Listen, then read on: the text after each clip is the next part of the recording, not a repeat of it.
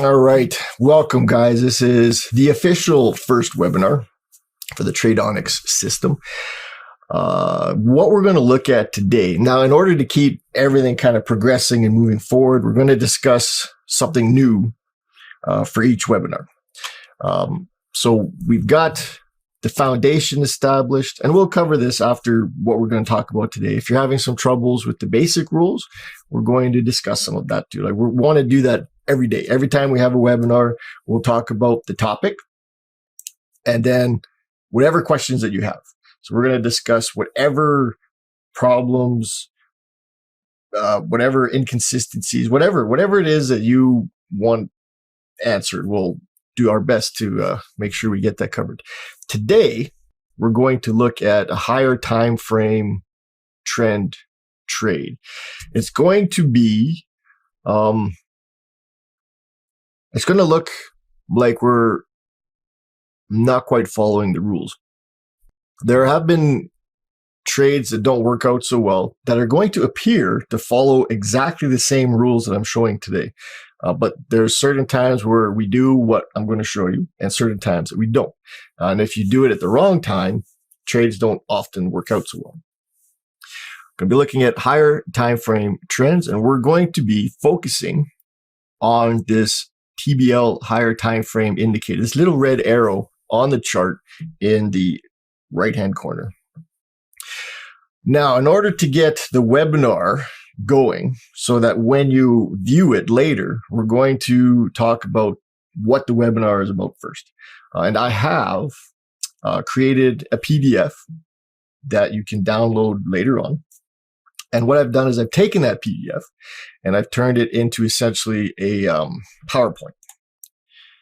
And that is what I'm going to start the webinar with today. I'm going to just take what I've put onto the PowerPoint, and we're going to read this, and we're going to go through it and make my little explanations as we go. And then after the PowerPoint's over, and you get a gist of what's happening, I'm going to show you exactly what we discussed in the PowerPoint on the charts. I'll show you in real time how the whole thing works together. So if we are ready, we'll go through the PowerPoint. And again, I don't read off the charts really well. I don't sound supernatural. So please forgive me if that is what comes across today. Yeah, George, we're going to go over the rules better. We're going to take care of this today, and the first half anyways, and then afterwards we'll go over the rules. Again, when the webinar is, or when this part of it's over, please post just to remind me again, so, cover the rules a little better, because there has been instances in the forum, which I hope you guys I recognize a lot of your names from the forum, where trades are being taken that aren't really trades. So there's a misunderstanding or a disconnect between what the rules are and what's being interpreted as the rules. And I want to make sure that disconnect disappears, that we get a clean understanding. So let's get this one underway.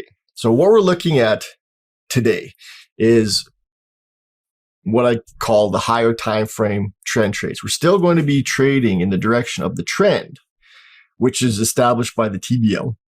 If the TBL is green, the trend is up. The TBL is red, the trend is down. But we're going to be trading in the direction of the trend on the next higher time frame, when the time frame that we are trading doesn't agree. So if the trend is down on the higher time frame, we are going to be taking only short trades, even though the trend on the time frame we're trading says to go long. And we're going to find a way to jump in on that as soon as that short signal happens. So next slide. Tradonics was built primarily as a trend following trading system. Now I want to show you in this webinar how to trade with the trend from a higher time frame when it looks like the trend is changing on the time frame we're on. Now this is what we just discussed. This will seem as though we're doing some counter trend trading, but in reality, we are simply continuing the trend following method from higher up, from the higher time frame. Now on the Tradonics template, the arrows panel has two smaller arrows. Now, these are the higher time frame arrows for the TBL and the TBM, and it's the TBL that we're interested in. The TBL is the long bias trend. That is how we decide what direction we're going to be trading. So on the higher time frame, we're going to limit our trades essentially to that direction. So what is the next higher time frame? For users of the Tradonics system, each time frames that we're trading has a higher time frame. Now here's a list of the time frame that we're trading and its higher time frame relative. And what I like to do is keep the ratio between the time frame you're trading and the higher time frame you're looking at as close to 4-to-1 as I can. So we can't always get 4-to-1, but we can get it a lot of the times, but sometimes it's not going to be quite that way. For example, the 1 minute time frame, the next higher time frame for that's going to be the 5 minute. So if we're trading the 1 minute, again, this is something I don't suggest we do, but if we're trading the 1 minute, the 5 minute would be the time frame, it's higher time frame relative. The 5 minute would be the 15 minute. Now the 1 minute to 5 minute, that's a 5-to-1 ratio. That's still pretty good. The 5 minute to 15 minute, that's a 3-to-1 ratio. Again, that's as close as we can get to the 4-to-1. Okay, there's a typo in here. This should be the 15 minute should be the 1 hour. I don't know why that says 30 minute. The 15 minute should be the 1 hour as the higher time frame. That is the 4-to-1 ratio we're looking for. The 30 minute, I don't trade this because of that ratio. You get the 1 hour, which is a 2-to-1, which is very, very close. Then you go to the 4, and you're looking at an 8-to-1 ratio. And that, again, is too far. So the 30-minute time frame, I don't pay a whole lot of attention to because I don't get the proper ratios in it. The 1 hour, higher time frame, the 4 hour. 4 hours a daily. Daily in the 4 hour, that's a 6-to-1. Daily is the weekly, looking at 4-to-1. Weekly is the monthly, again, 4-to-1. Monthly, we have no higher time frame for the monthly. I don't know anybody that actually trades the monthly. So we're looking at that 4-to-1 ratio as close as we can get. Now, we've learned to trade with the trend because the trend direction has the most potential for the best trades or the greatest follow through. An upward trend direction has the best potential for a long trade to work out. So every time we have a trend, the TBL is showing us that it's green, the trend is up. Whatever pullbacks or what looks like might change the trend direction often isn't going to have a lot of steam. If the greater trend is up, we want to take the trades in that direction because anything against that direction might look like it's going to start, but it doesn't have the momentum in that direction. But when the trend resumes, the momentum rebuilds and it takes off in the trend direction. So any pullbacks we have against the trend often are going to be very, very small. They're not going to work out very well, resulting in sometimes full losses. So we want to be trading in the trend direction. Now we've learned this from the time frames that we're trading. So if I'm looking at the 1 hour, I know that the pullbacks aren't going to be very big. They're not going to be big. So that reasoning is going to be applied to the next higher time frame. Now, if I'm looking at a pullback on the 4 hour, even though it looks like a full trend change on the 1 hour, it's simply a pullback on the 4 hour. And we know that the pullbacks don't carry a lot of weight. So the pullback on the 4 hour is just going to be that. It's just a little dip in the market movement, where on the 1 hour that we're actually trading, it's going to look much more significant, but may not have the follow through, which is why we like to refer to the higher time frame in this case. So a long higher time frame trade. This is going to be some examples. So we've got example number 1. Now here's the trade as it happens and what the TBL higher time frame is looking like during the process. Now, as the market pulls back and turns the TBL red, the TBL higher time frame stays green. So what we've got is the market pulling back. So the TBL turns red, and it's a red TBL. It's printing the red histogram bars, the big tetragram bars. So we've got some validation or some confirmation that on this time frame, the trend wants to change. It wants to move down. And then we'd be looking to play that out. We'd be looking for the pullback, which is going to change the shape of the tetragram bar. And then we're looking for the trade to resume. Again, changing the shape of the tetragram back into the original direction. However, what I'm looking at here is this higher time frame arrow is still pointing up. So what this is telling me is the greater time frame trend, even though I'm looking at a potential short on the current time frame, the greater time frame is still in an upward direction. That is the one that is going to have the most power or the biggest bias. So we want to keep an eye on that TBL higher time frame to make sure that it doesn't turn red. And if it stays green, what we're looking for is a long trade we're looking for a long trade as the TBL turns back to green on the time frame that we're trading. So this would be a trade in the direction of the higher time frame trend. Trades in the direction of the higher time frame trend tend to have the potential to move farther than your average trade.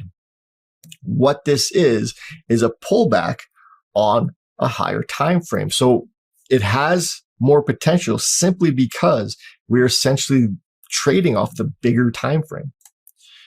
So the TBL turns green and the tetragram prints a big green bar. This is an important component to this.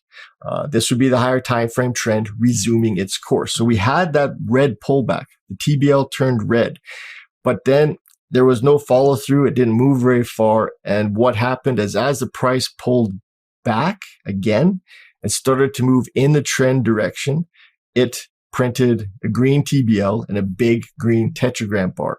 This is the higher time frame trend resuming itself. So at that point, that will be the signal to actually take the trade. That is our entry signal. That first green TBL and that first big green tetragram bar. That is the signal that we need to go long. So this results in a trade that goes a long way. Now, I often place a 2-to-1 reward to risk on these higher time frame trend trades because it is essentially a movement not on the time frame we're looking at, but on the bigger time frame. This is simply just a little tiny pullback on the bigger time frame. So now you know the bigger time frames, the stop losses are going to be bigger, the profit targets are going to be bigger simply because we're looking at bigger candles. 10 pip candle on one time frame is going to be a 30 pip candle on the higher time frame. That converts or relates in such a way that the profit targets, simply for that matter, can be quite a bit bigger. And I generally will place a 2-to-1 profit target on these trades. So I get the one candle that closes and it turns the TBL to green and it turns the tetragram bar to a big green bar. That is the signal. As soon as that candle closes and I get that, I'm going to place the trade as normal. I'm going to enter on the close of the signal candle. My stop loss is going to go underneath the TBM or the dots. And then from there, I'm going to place a 2-to-1 target and I'm just going to let the trade run as it normally would. I'm going to let the trade run. I'm going to manage the trade underneath the TBM dots. All right. So example 2, it's essentially the same thing. The TBL is turned, suggesting red is the down direction. It's suggesting that the trend is going to be down, but the TBL higher time frame is still green, showing that the trend on the higher time frame is still up. It's the exact same scenario. And this scenario is going to be the same no matter how many charts we look at. This is the same setup.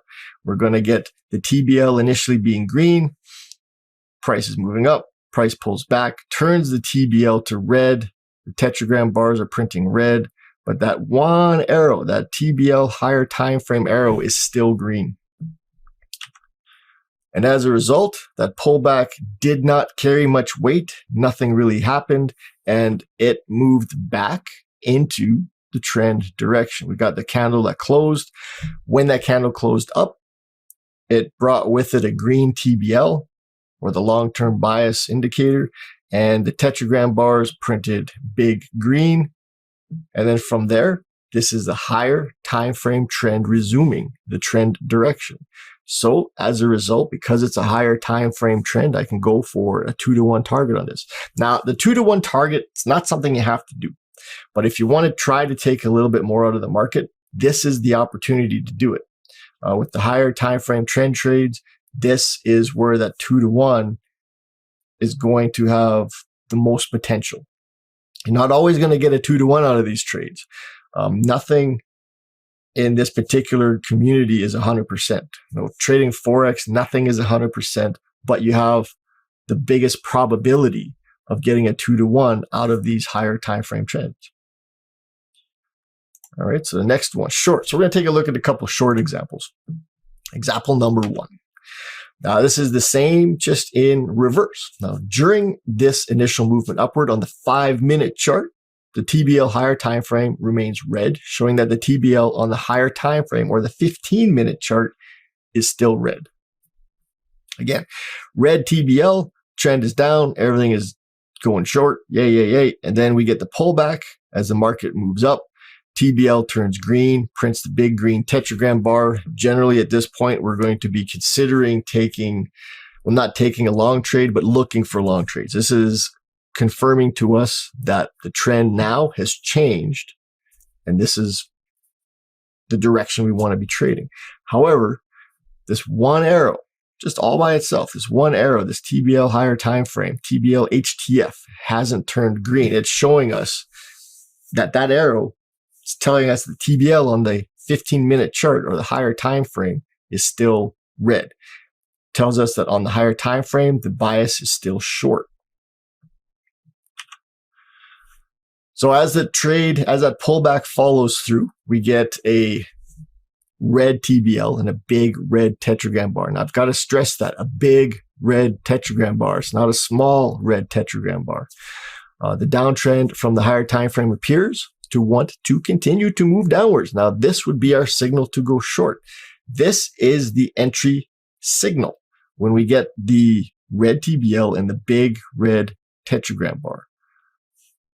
Generally, that just is the beginning of establishing a downtrend, and we need to wait for the pullback and so on.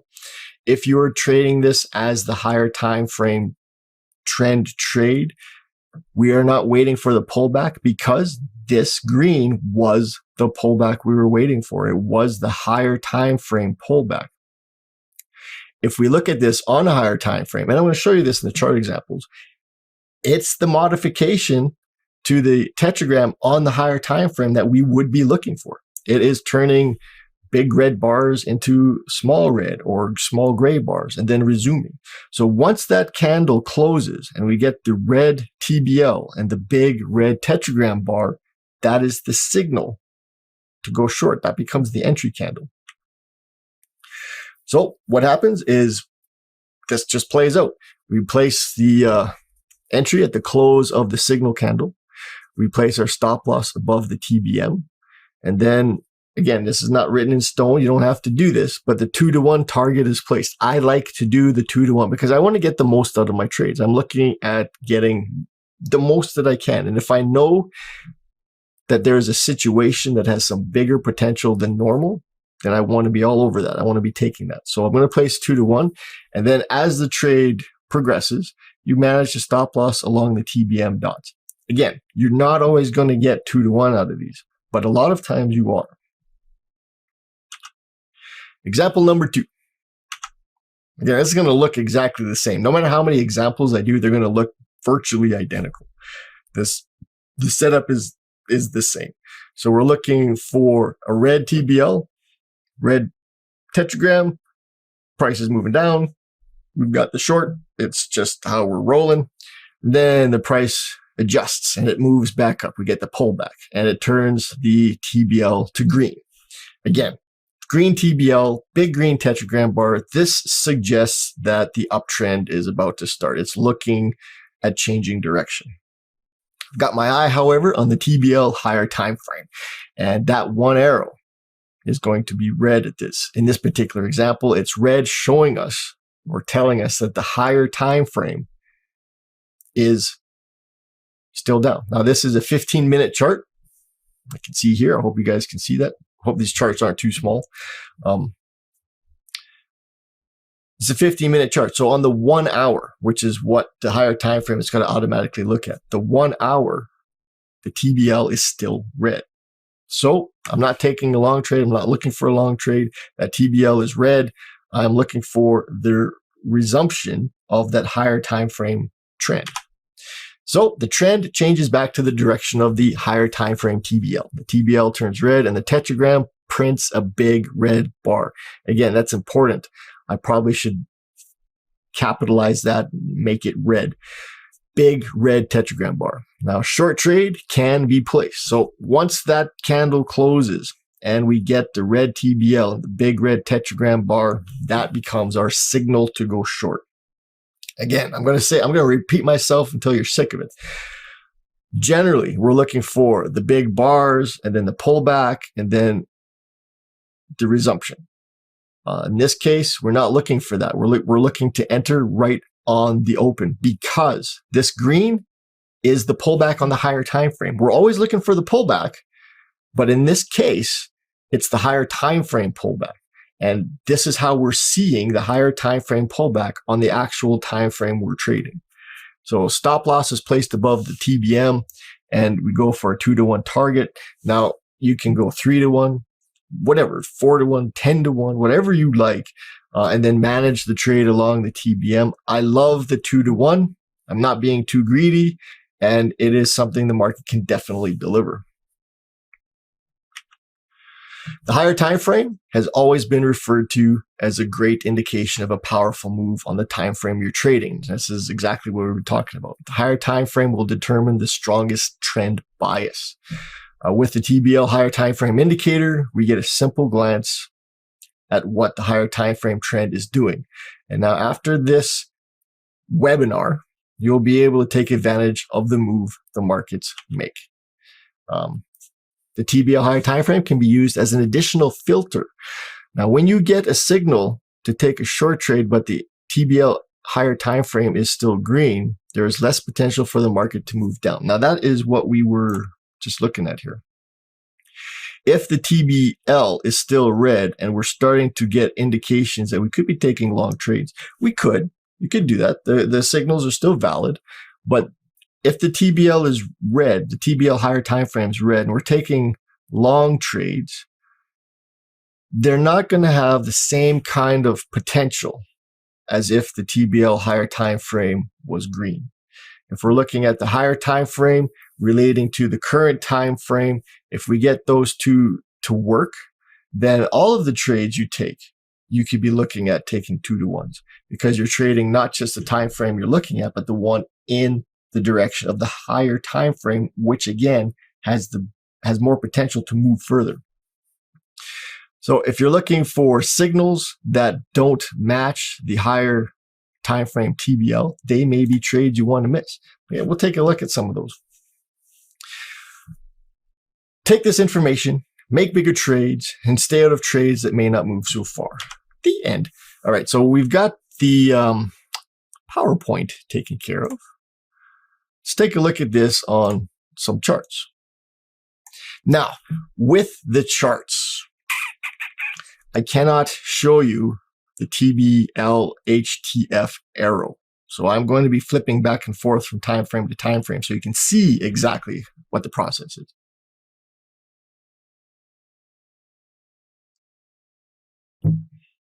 The TBL higher time frame arrows, they're looking at, or all these arrows in the heat map, they're looking at what's happening right now, right on this candle right here. That's what all of this information is, which is something we could be paying attention to. We're looking for potentially long trades, but the TBL higher time frame, it says the higher time frame is down. So maybe a long trade is going to work out so good. We might have some small movements with that. May not go very far. Once we get a move back down and that TBL higher time frame continues to be red, then that short trade will have more legs than the long trade. So let's go back. We're going to find them all over the place. I bet this is one right here.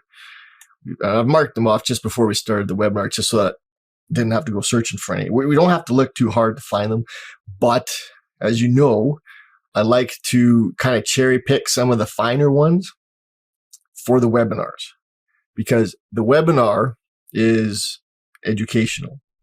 And I don't want there to be any gray area, or don't want there to be any misunderstandings, or whatever the case is. The webinar examples, I feel anyways, need to be crystal clear, because that's what you're here for today, is to kind of learn the clean method, and then we'll take that into the real world and then just apply it. Okay, I made the mistake of looking at the comments, and I do that and I get distracted. So what I'm looking at now, this is this scenario, and I've marked this with the line because what I'm going to do is refer to the higher time frame. This is a 1 hour time frame right now. So we've got initially the TBL is down, it's red. The tetragram printing red, so everything is down. And in this area right in here, it turns the trend up. So the trend, the TBL turns green. The trend is looking to move upwards. It prints the big green tetragram bar. So ideally, we'd be waiting for a long trade. It prints a small gray tetragram bar, so I'm getting excited about my long trade. I'm like, oh yay, we've got the pullback that we're looking for. Now I'm looking for either an aggressive signal to go long or a conservative signal to go long, but that doesn't happen. And what we've got is TBL turning red and the big red tetragram bar. Now, generally, how this is going to work is that is the trend changing back to the short side. So now we went from the trend going up to the trend coming down. And then we're going to wait for the pullback. And we get that pullback in here, and then we take the short, and we all live happily ever after. But the TBL higher time frame arrow, which is very convenient for this, this is how this would look. Like this, what we're seeing on the chart right now is exactly what you would see here. All green arrows with one red TBL higher time frame, and the other TBM would also be green. So we'd have this. It's uncanny, actually. This is awesome, because this is exactly what we would be seeing right now. Where this line is, this is what this arrow setup would look like. Everything is green. Everything is green, but the TBL higher time frame is red. So that higher time frame says the long trade may not happen, and if it does happen, it may not work out so good. Now, what I want to do is I've got this marked off here, so I'm going to go to the higher time frame. I'm going to go to the 4 hour. Okay, and that's this section right here. Now, if I take a look at this, what I'm seeing is the pullback. We had the TBL turn red, histogram or the tetragram print red, big red bars, and we get the pullback in here. And that then becomes the trade resuming. Now we get a nice signal at this point here, and then the trend resumes. So on the higher time frame, this is the 4 hour, we are following the rules exactly. We're taking advantage of the rules of the higher time frame on the time frame we're trading. So as soon as we get this signal to go long, as soon as we get this signal to go short, I'm going to switch back and forth a few times.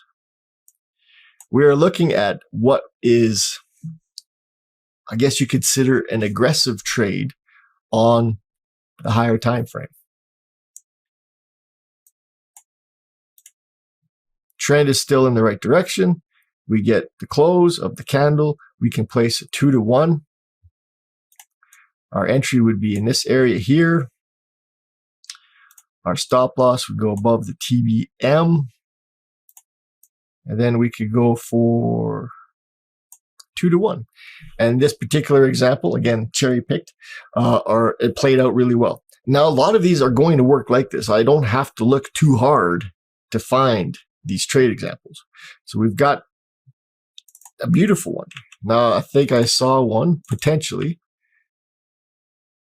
right in here. So what I'm going to do is mark this off. And we're going to take a look at the higher time frame. Just take a look at this. This is the 1 hour. So if I go to the 4 hour, we're seeing the exact same scenario in here. Market come down, prints big red TBL, big red tetragram bars, pulled back, giving us a modified tetragram by printing the small bars, and then the trend continued to move down. So if I go back to the 1 hour, this becomes that higher time frame trend trade. Now, I hope this is making sense. I'm not able to read too much of the comments right now because honestly, that's all I want to do is once I start reading them, I want to start answering them, and that distracts me from what I'm trying to show you. So this becomes the entry signal to go short. We've got our entry at the close of the candle, which is the open of the next candle. Stop loss goes above the TBM dot, and then 1, 2. We can go for 2 to 1. And that gets hit very quickly. And of course, just as always, we manage the trade as it goes along the TBM dots. Now, this works out pretty good. Like, this is a fairly regular thing. Like, if you are watching for these particular trades, then these are going to work out for you fairly consistently. But you do have to remember, let's mark that one off here. I'll put this. This is the actual entry right here. I go back to the 4 hour, we can see that this is like an aggressive short. This is an aggressive short on the higher time frame.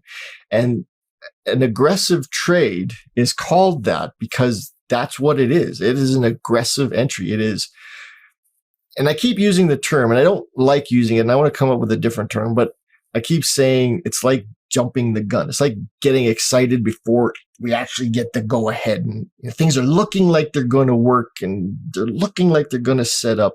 And that's kind of what an aggressive trade is. We got 3 out of 4 indicators saying that's the direction it's going to go, but we don't have number 4 saying that's the direction we're going to go. So an aggressive entry is aggressive. It's aggressive in nature. It's trying to get us in at the earliest possible time. And that's what these higher time frame trend trades essentially are. They're higher time frame aggressive entries. But because we're trading it on the current time frame or the lower time frame, the market doesn't have to move that far for us to really take the money out of it, because we're trading a smaller time frame in relation to the higher time frame.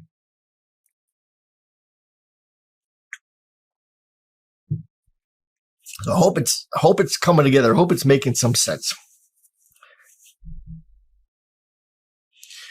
Jason, so the aggressive 4 hour might be a good trade on the 1 hour. Yes, that's what I would be looking at. If you find an aggressive, let's take a look at something here. Let's see how this one goes. So this becomes an aggressive.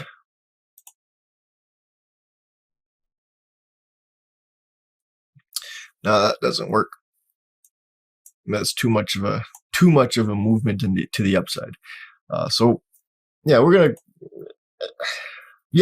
So it's an aggressive entry on the higher time frame. And if you do get the reason I don't want to address this directly, well, I'm going to, but what I really encourage a trader to do is choose a time frame that you like. One that you like, one that you are comfortable with, one that gives you the action you're looking for.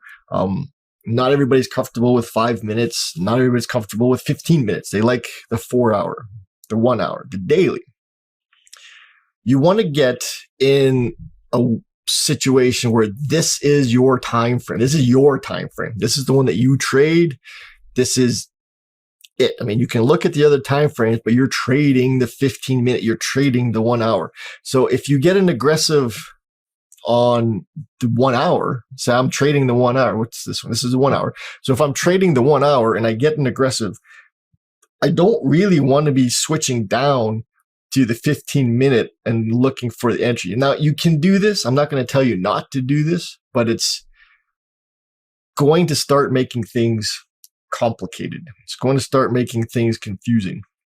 I prefer, this is my time frame, this is what I'm trading, and these are the signals I'm waiting for on my time frame. Mike, these trades are not programmed into the TA.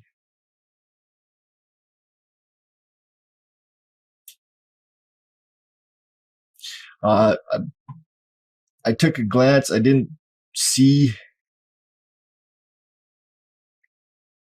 who commented. It said something about, do you have to wait for the candle to close? Yes.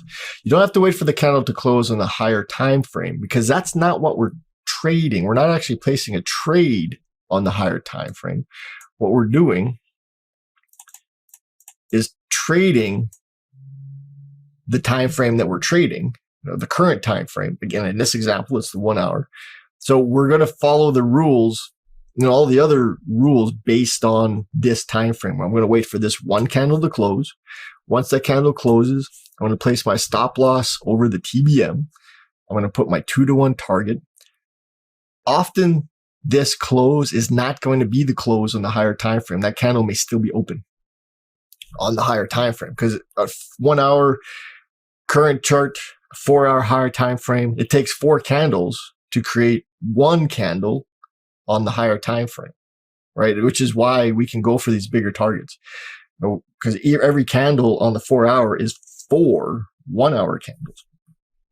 But I'm going to follow the rules exactly the same way on the time frame I'm trading. So the 1 hour entry goes at the close of the candle or the open of the next one. Stop loss goes above the close of the signal candle.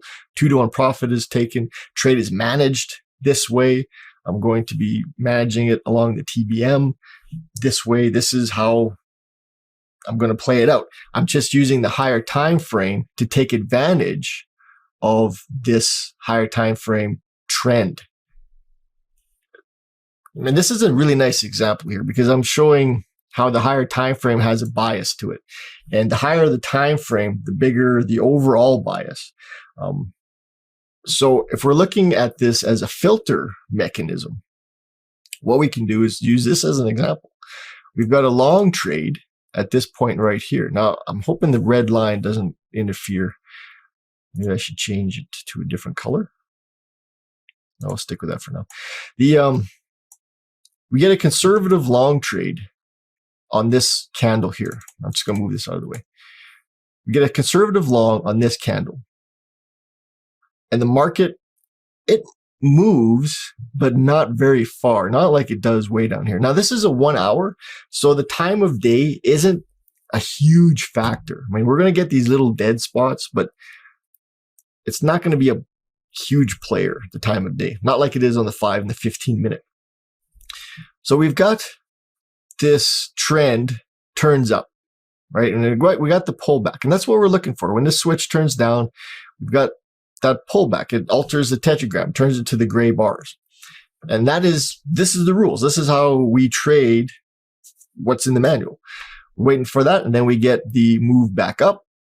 We get the big conservative long trade, and then it doesn't go very far. Now, if you take this just as it is, that is cool. That is the system. That's the rules. Doesn't work out. And there's going to be a certain percentage of your trades that don't work out. And we expect that. And we're not going to let that affect the next trade we take. But you have to know that some of the trades aren't going to work out. And this may be the reason why some of those trades aren't working out the way you want them to. We have the higher time frame bias. That long-term bias on the higher time frame is showing us that the bias is down. So a trend against that higher time frame bias may not always go very far.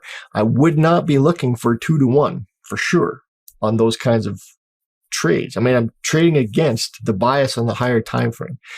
When the bias on the higher time frame is the same as the bias on your current time frame, I should probably say that the other way. When the bias on the current time frame is the same as the bias on the higher time frame, you have some potential for market movement. You have two big waves moving in the same direction. They're not smashing against each other. And that is why I'm able to take these 2-to-1 targets.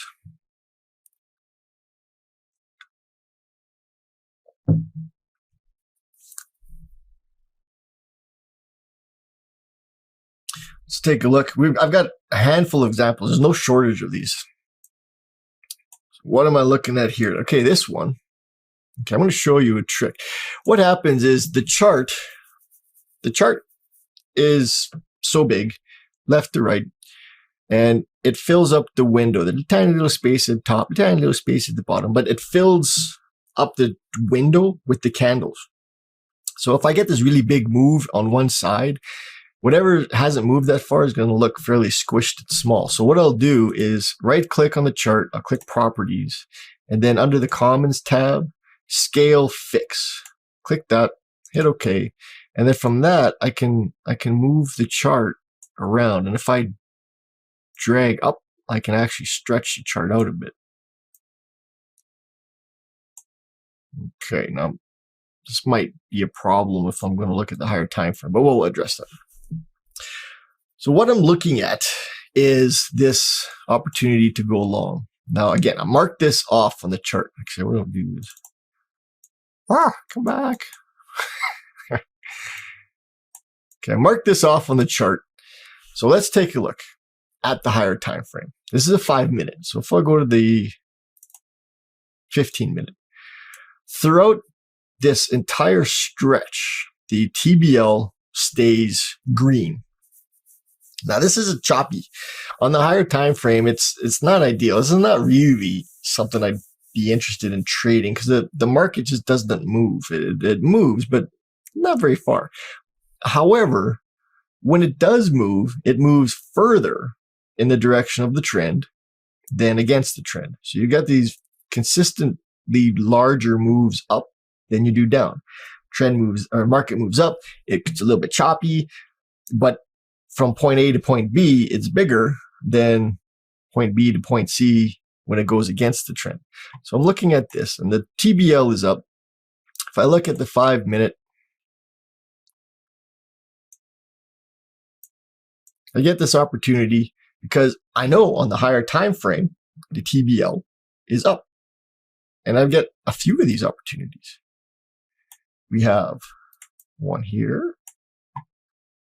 We have one here. This is a fundamental. So that's why there's some noise in the market. This didn't quite get us 2-to-1, but it got us 1-to-1, even fundamentally speaking. This one here looks like it got us 2-to-1. We got the trend is up on the higher time frame. We get the pullback, red TBL, red tetragram, goes back the direction of the higher time frame trend. Boom, market moves. It moves more than it has moved. Again, this is fundamental. So something in the world happened, and this spike was a result of it. But still, we had this move down, turned the TBL and the tetragram red. And again, we know that on the higher time frame, this whole section was green. Just prove that to you. Got one of these marked off. Marked off, green, green, green.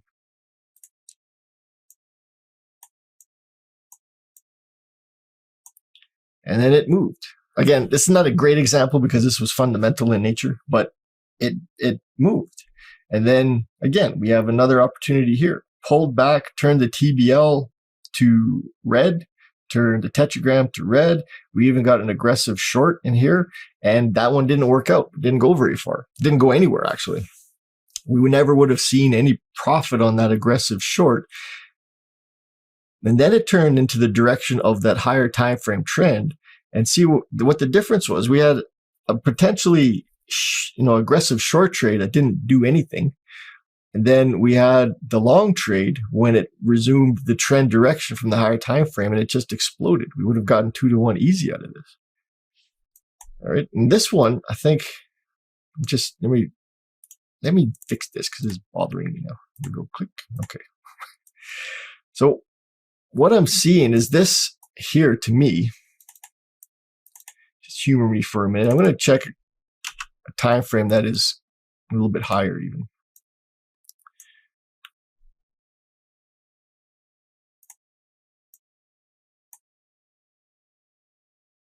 Oh, I thought I saw something here.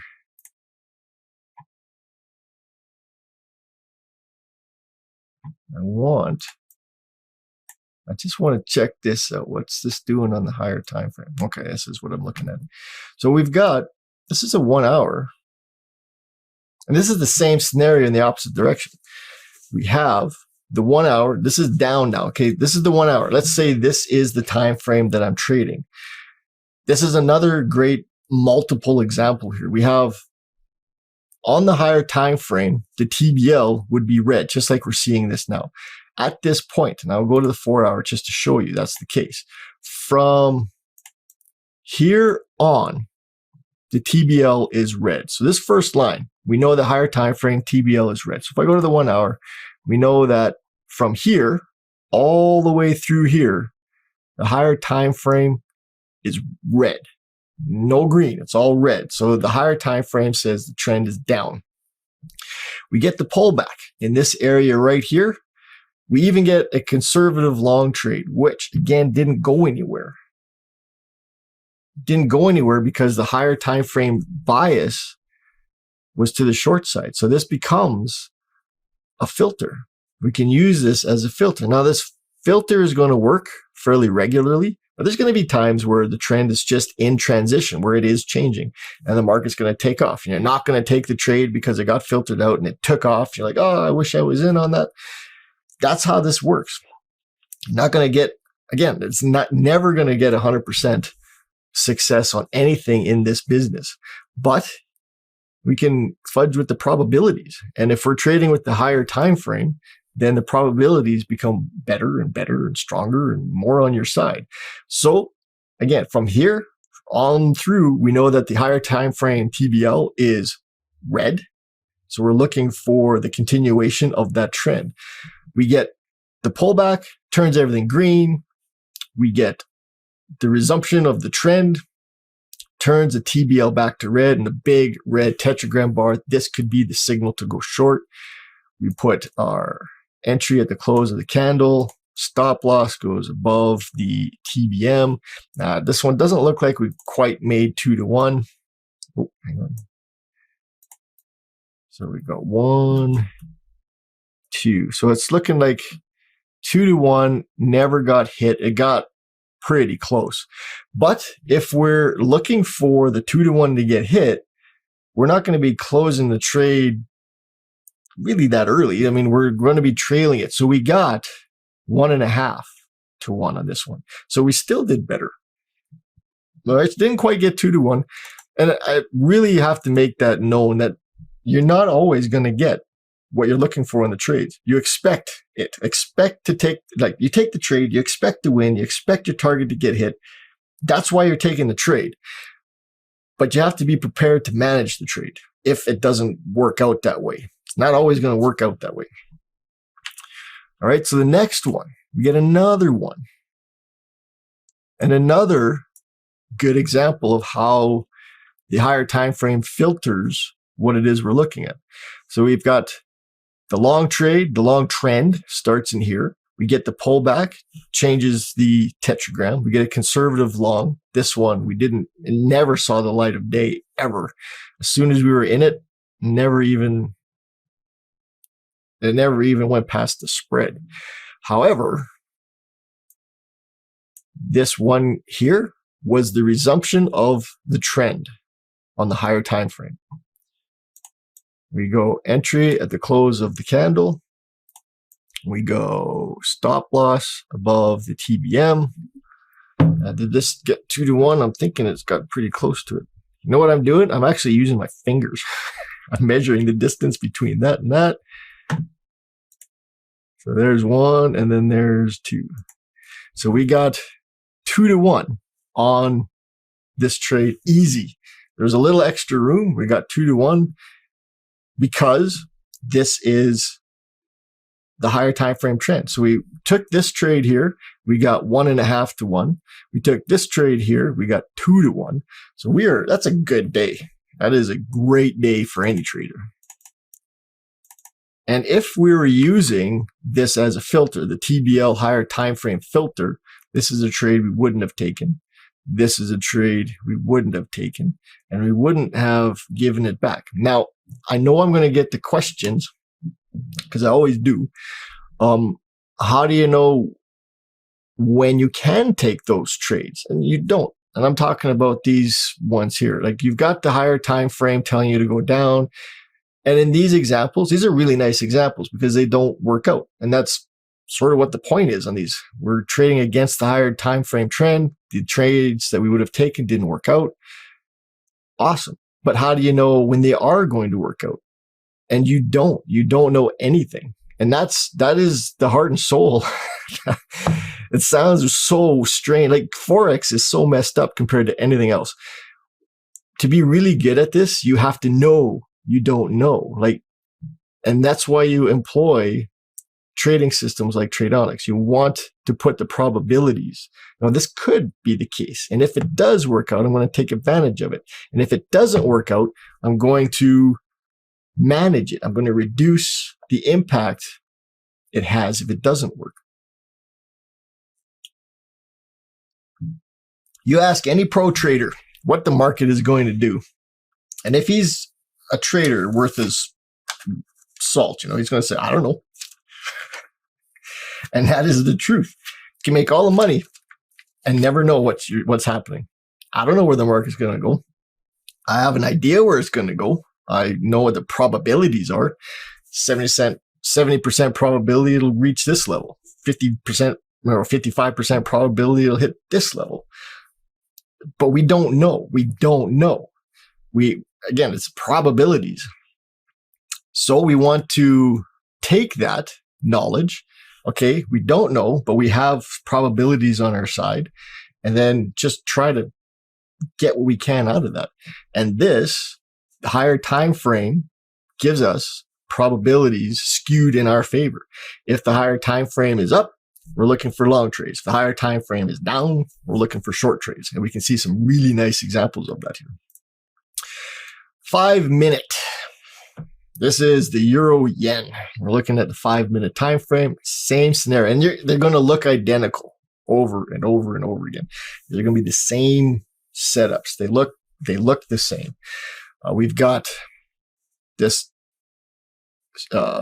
arrows panel's not working for us. It was so nice that the other one did. At this point, we have the TBL turning green after a nice down, after a nice stretch of red. It turned green and it printed a big green tetragram bar. What we'd be doing is looking for the pullback, which happened on the next candle, this gray one here. That pullback turned the tetragram to a gray bar, which is what we're looking for. We're looking for the pullback. And then we're looking for it to move now in the direction of the trend. And just on this time frame, the trend is up. Doesn't happen, we get the next candle closes and turns everything back short. Now, if I go, this is a 5 minutes. So if I go to the 15 minute, where this line is, we can see that the TBL has stayed red that whole time. And it's gray. The tetragram is gray. So it's the pullback that we're looking for. So the system rules are still the system rules. We're looking for a trend, big tetragram bars, pullback, resumption of the trend. But we've modified it in such a way that we're looking at those rules not on the time frame we're trading, but on the higher time frame. So the rules are still the rules. We're just sort of backdooring this and taking advantage of what's happening on a higher time frame. So this one, oh, wrong line. So we've got entry, stop loss, 2-to-1 target. Nice. Easily hit. No problem. This is just beautiful. I love Forex. When it all comes together, it's just so nice. We have the trend is down, and that is the way the market is moving. It goes from the upper left to the lower right, and it's moving down. And then when we get a trend that changes direction on the current time frame, but not on the higher time frame, that change in direction doesn't go very far. We get this big move down, and then this little move up, and then a big move down, because the higher time frame is essentially dictating that. I don't want to go too much higher than the 4-to-1 ratio, because what is very small on an 8-to-1 or more. A very small candle is a tradable move on something that is much, much smaller. So if I'm looking at the 4-hour while I'm trading the 15-minute, to me, a very small move in the opposite direction on the 4-hour is very tradable. It's a tradable move on the 15-minute. So the farther the time frames get apart from each other, the less they're relevant to each other. Doing it the way we're doing this, because we're not looking to stay in the trade forever. We're just looking for our 2-to-1 or 1-to-1, whatever that case is, whatever your ratio is. And when you look too high, the relevance for that kind of trade just doesn't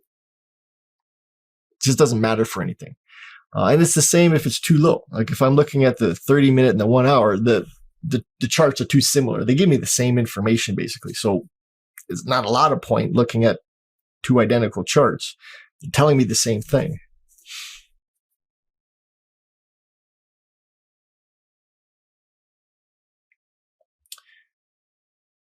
Okay, now I know Adrian has been just, holy cow, Adrian, looks like you've answered just about everything. Adrian is in the background and he is replying to many, many comments that I'm not getting to, which is awesome. Thank you, Adrian. Wonderful, wonderful. So I'm going to take a look at a couple of the comments. Now, we've been here for an hour, and I hope that this makes sense. This is going to filter some of the trades that you're taking. This is going to give you more trading opportunities. This is going to give you bigger trading opportunities. If you've ever wanted to go for more than a 1-to-1, this would be the way to do it. This is how I've been doing it. If I wanted 2-to-1, which I like to do, I really wish all my trades could be 2-to-1. When you can skew it that way, it's just magic. You can take one loss and then the next win makes up for the loss, and well, it doubles your loss. Like if you lose $10, the next win is going to give you 20. So you'll be ahead $10. And then if you can add a win-loss ratio that's in your favor, it doesn't even have to be in your favor for you to make money when it comes to 2-to-1. You can still lose more than you win and still make money. So the 2-to-1 is such a huge thing. Like if you can get a 2-to-1 trade, I would go for it. And I'm going to show you that a couple weeks from now too. There's other setups that I'm looking for specifically that will give me 2-to-1s. And I'm going to be trying to take them, and I'll make sure you know what those are. But this is the first one, and it's a powerful tool. It's going to prevent you from losing more than you want. It's going to help you win more than you normally would. Do we look at this? This is a GB. I think we did.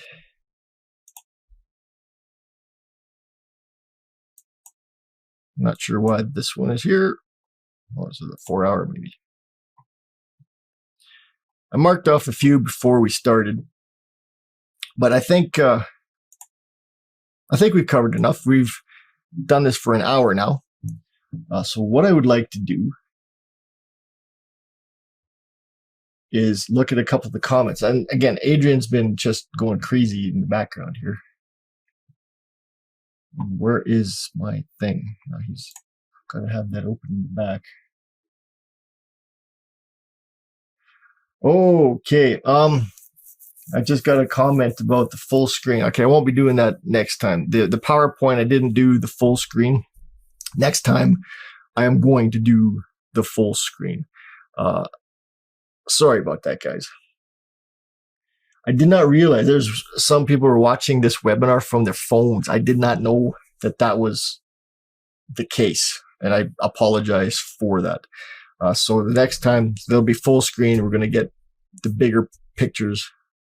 Again, I apologize, guys. Like the trading method, Marcy. Awesome. I'm so glad. This is all designed to help get more and more out of this. Now, in order to take advantage of all the different things I'm going to show you, which every week there's going to be something new. Every week there's going to be more. I have found in the past, and this might be the problem that some of you are experiencing. I know you're here because you're not as successful as you'd like to be. And at the same time, I'm seeing traders post their charts, and you know a lot of stuff. Like, there's traders that are paying very close attention to support and resistance levels and to trend lines and to time of day and correlations and things like this. So it's not the lack of knowledge. It's the fact that maybe there's too much. You know too much, and it's starting to conflict. And ultimately, that conflict is kind of kept you from getting where you need to go. So the way I like to do this is one step at a time. We learn the rules. We learn how this works, and then we'll add one piece to it. And it's going to be added to what you've learned. So what you know is going to be embellished. So what you've learned, we're going to add a little bit more. Like what we're showing here, you know, these higher time frame trend trades, they are the rules. They are still the Tradonics rules. We're still looking for a trend to be established, a pullback, and then a movement in the trend direction. But today, we've learned how to do that from a lower time frame, from a different perspective. The rules still apply. Now we're looking at this. This is a 1 hour time frame, and I'm looking at that set of rules on the higher time frame. The rules still matter. They still count. Now, there was a comment, George, I think, at the beginning said, can we cover the rules a little bit? And absolutely, we'll do that right now. The rules matter because this is built on the rules.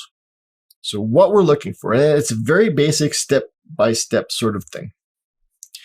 What we're looking for is a direction. Now, we're not going to spend a lot of time, but I think I'll be able to get the point across here. So we're looking for a direction, and the direction is going to be given to us by the TBL. All right. And a lot of times we're going to come into a trade when the TBL is already the direction. You know, we're already looking to take a trade. Like we're already looking we're already looking at a trade direction. So in this case, in this little down section here, I'm looking at short trades. And let's say we get into, I get to my computer right around here. All right. So I'm looking back. I can say, well, the trend is down.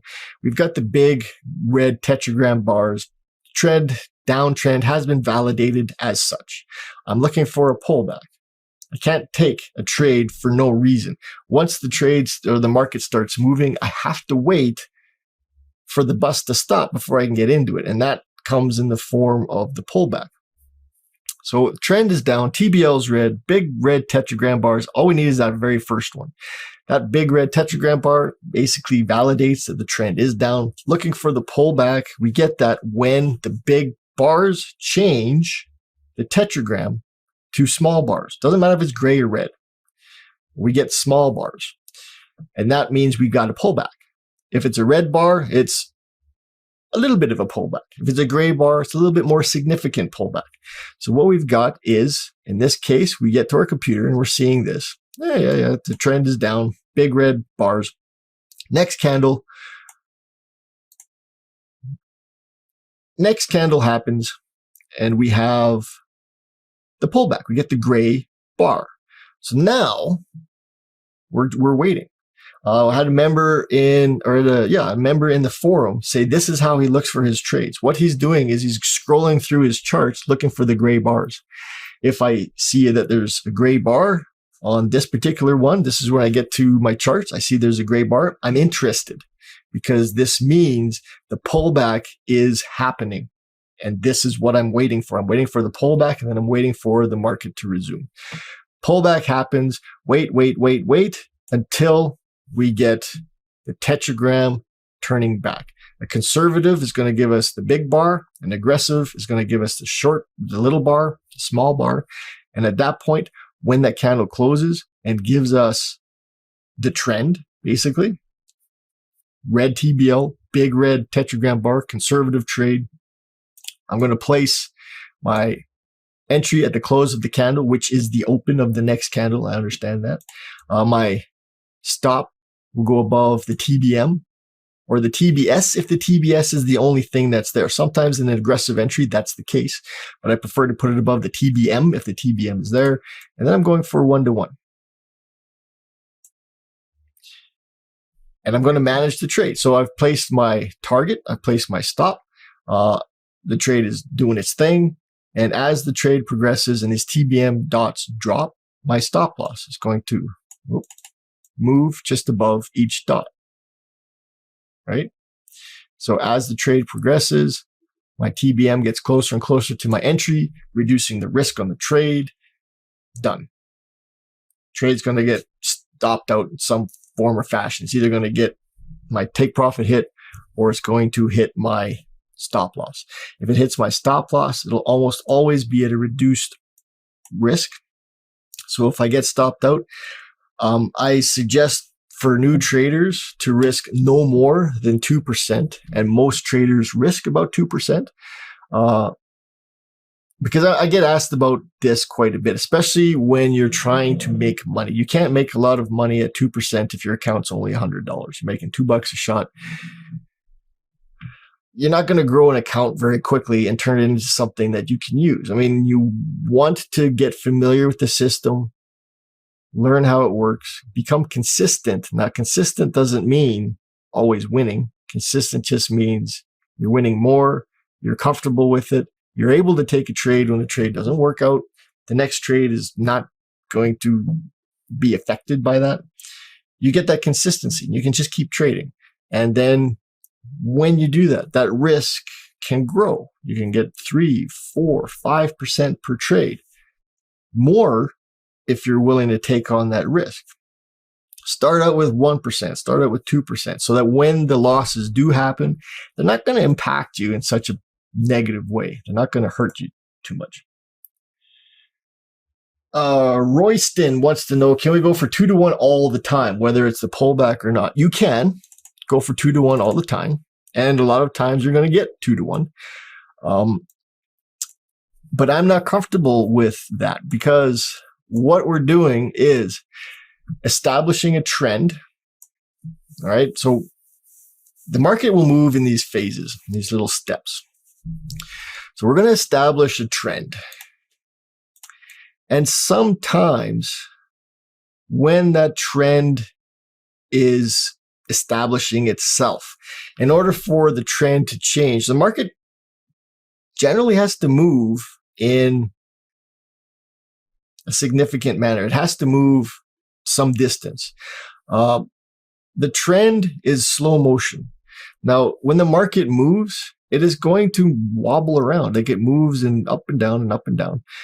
And we want to kind of filter that to some degree. Like we can look at this little bump up. We've got the market move down and move up. Is the trend going to change at this point? Probably not. It's just a move in the opposite direction and then the trend continues. So in order to make that differentiation, it's me and my words again, in order to differentiate between a pullback and an actual change in the trend, we need some movement. We need the market to basically convince us that the trend is changing. And in order for that to happen, the market's got to move. And that move can be significant. So we're going to get this bigger move. And when we get a pullback and then a move that continues in the trend direction, we're not always going to get the same kind of initial movement. We got this nice big move down. If it's a decent move, if it looks like it really wasn't restricted, it just moved. It was nice. It flowed. It was clean. It just moved. It's rare that we're going to see that again on the next leg.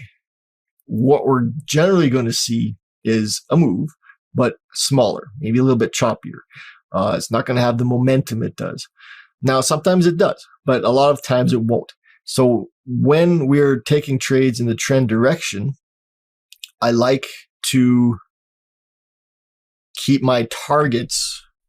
Now I'm going to use the word realistic. I hate that word, but that's sort of what we're looking at. I'm going to keep my targets at 1-to-1 because they are more likely to get hit. If I go for a 2-to-1, it becomes a little bit tougher for that to get hit, which is why when we have a trade like this, where we're kind of changing the trend direction on the time frame that we're on, coupled with the fact this is the way the market's moving on a higher time frame, then I can go for a 2-to-1 because we're going to be experiencing that initial move and we're getting in on that initial move. And we can see that in this case, nice big one. Again, this one, we didn't quite get 2-to-1, but we got really, really close. This other one here, 2-to-1, no problem, because that's kind of the initial move in the trend direction. And that was substantial. It was big enough that we could go for a 2-to-1. If you want to go for 2-to-1 with all your trades, you can. These differences between what you do and what I do is your style. This is your trading style. And it's not going to be the same as mine. You're going to start out the same as mine because this is what you're learning. Your style and my style will be virtually identical for a short while. You're going to evolve though. Every trader is going to develop their own style. There's something that you do not like about the way I do it. And that's fine. It's supposed to be that way. So you don't like the way I manage my stop. You prefer to do it this way. All right. So you learn the way I'm doing it so that you have an understanding of it and why I'm doing it. But you might not like this. You've got a different way to do it, but you know why you're doing it. So now you know why you're doing it. You're going to start doing it your way. You have an understanding of what it is you're doing. You're doing it your way. And it becomes more effective for you. You have more faith in the system. You have more faith in your ability to trade the system because you're more comfortable with the system. Now, that's going to be the same with your take profits. Not everybody wants to go for 1-to-1. They want to go for a 2-to-1. A lot of your trades are going to get to 2-to-1. And if you can get a 2-to-1 trade, that's awesome. It is awesome because that just takes so much worry off of the next trade and it builds your account that much quicker. If you can get the 2-to-1 trades, get the 2-to-1 trades. If you're going to place all of your profits as 2-to-1, there's nothing wrong with that. As long as you're managing your trade, you're going to get a lot of your trades will be 2-to-1s, which means that when you lose, you're only going to lose half of what you're potentially going to gain. And then you couple that with trade management, you're not even going to lose half. You're going to lose a quarter because the stop loss has been reduced. If you reduce the stop loss half, you take your 2% and turn it to 1% risk, but you're going for 4%. I mean, what you're doing is losing a quarter of what you could potentially gain on the trade. So as this progresses, and as we learn more and more over the coming weeks, you're going to start picking pieces that you really like. And I guarantee you, some people watching this is good. That's all you're going to trade now. You're going to look back and you're like, oh, these are really nice. And you're going to start trading this because you like this setup. It's a more consistent setup. It's a more reliable setup. You're going to get potentially more on each trade. The market is moving with the higher time frame. It's a more comfortable way to take the trade. And this is how you're going to trade. And some are going to look at this and like, I don't want to wait that long for the trade. And then just trade the way it says in the manual. And that works.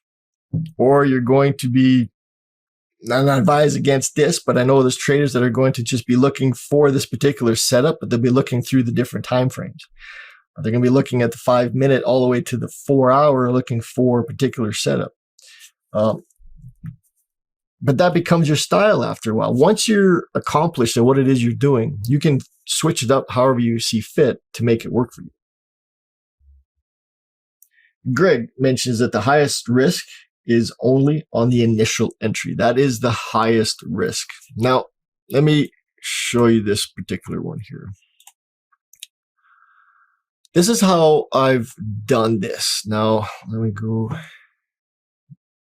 Where's that chart scroll? I know you're there.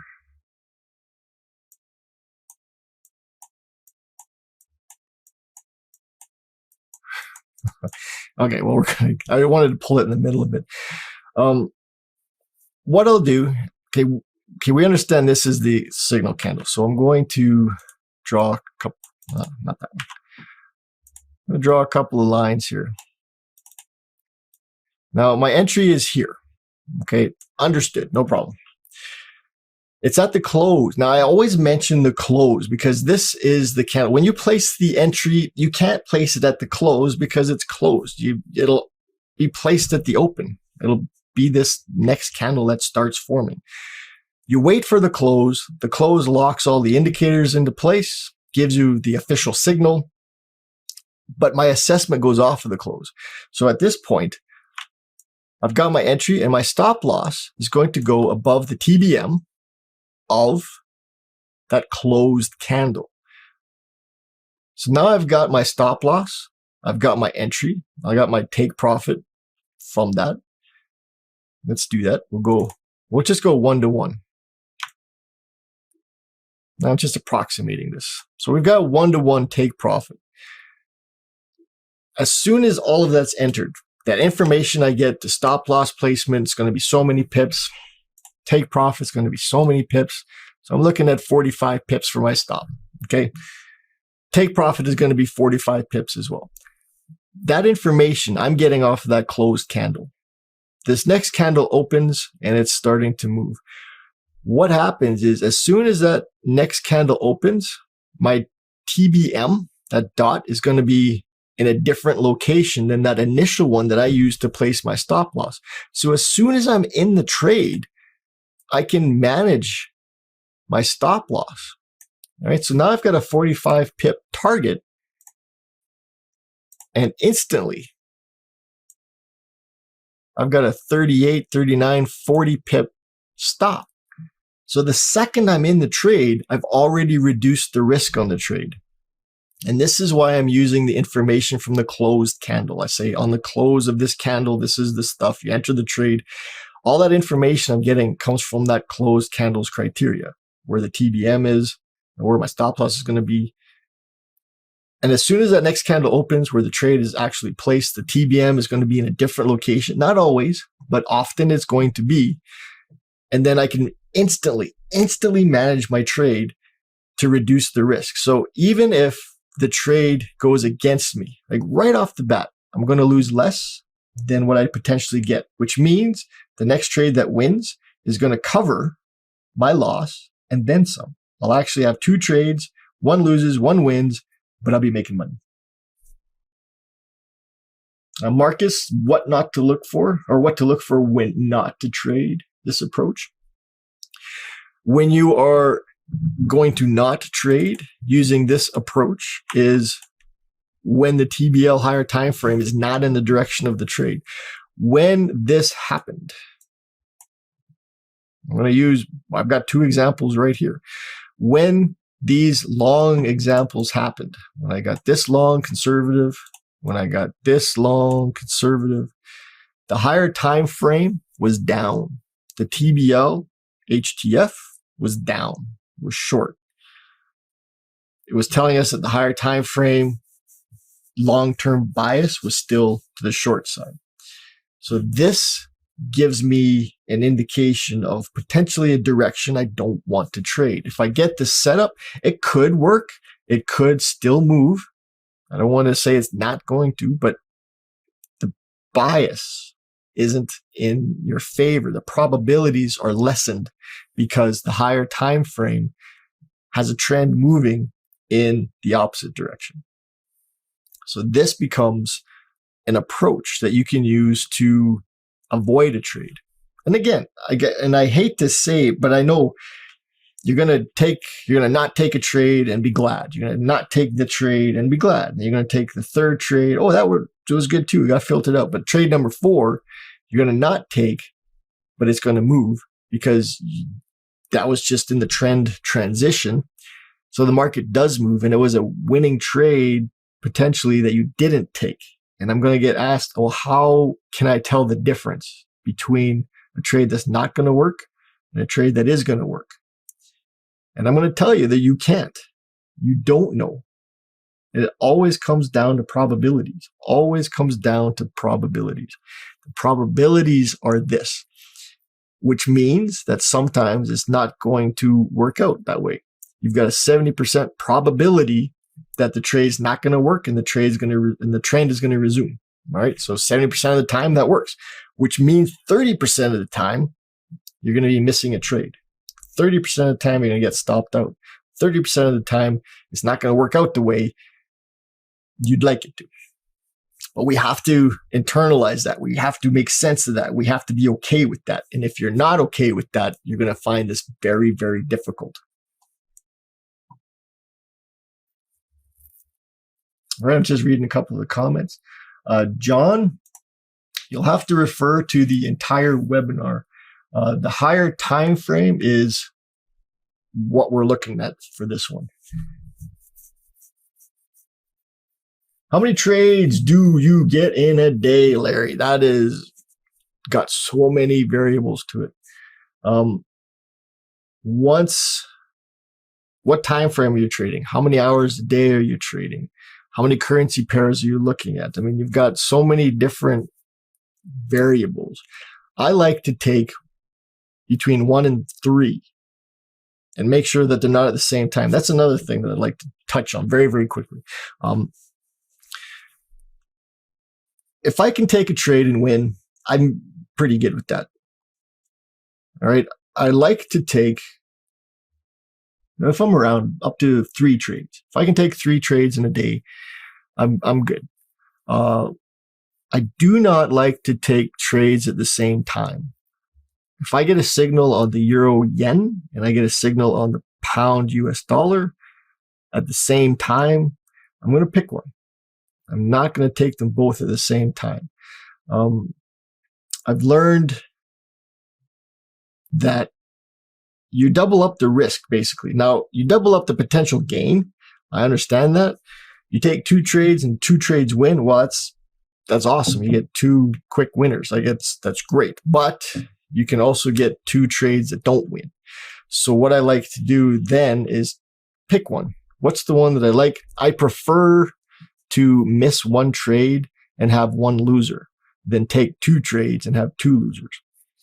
So that's the approach that I take. And this is part of my style. You're going to have your own style. You might take 3 trades at the exact same time. I prefer not to do that. I used to do that, take whatever was coming my way, because I wanted to grow that account as fast as I could. So it often turned out badly, because when you're doing that, you don't really consider the downside to it. So I'll take up to 3 trades in a day. This is me now. And not at the same time. I'll be trying to spread them out over at least 15-minute intervals or so. How many pairs? Are there any pairs that you consistently avoid?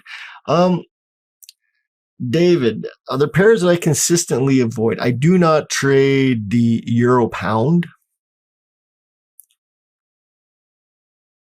I don't like the way it moves so much, and the dollar, the pip amount is just weird.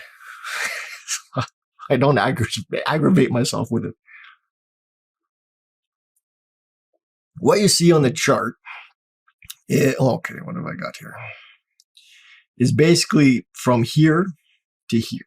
Euro odd, Euro USD, Euro yen, pound odd, pound dollar, pound yen, Australian dollar, US dollar, Australian dollar, Japanese yen, and these New Zealand ones. There's sometimes the New Zealand, Japanese yen in there. I very rarely trade the New Zealand ones. I like to stick to the Australian ones, but the New Zealand ones are okay. Like, there's no good reason why I'm not trading those. The spreads don't seem to be any worse. I don't. And again, there's no real reason why I don't. The franc I'd trade very rarely. I don't remember the last trade I placed on the Swiss franc.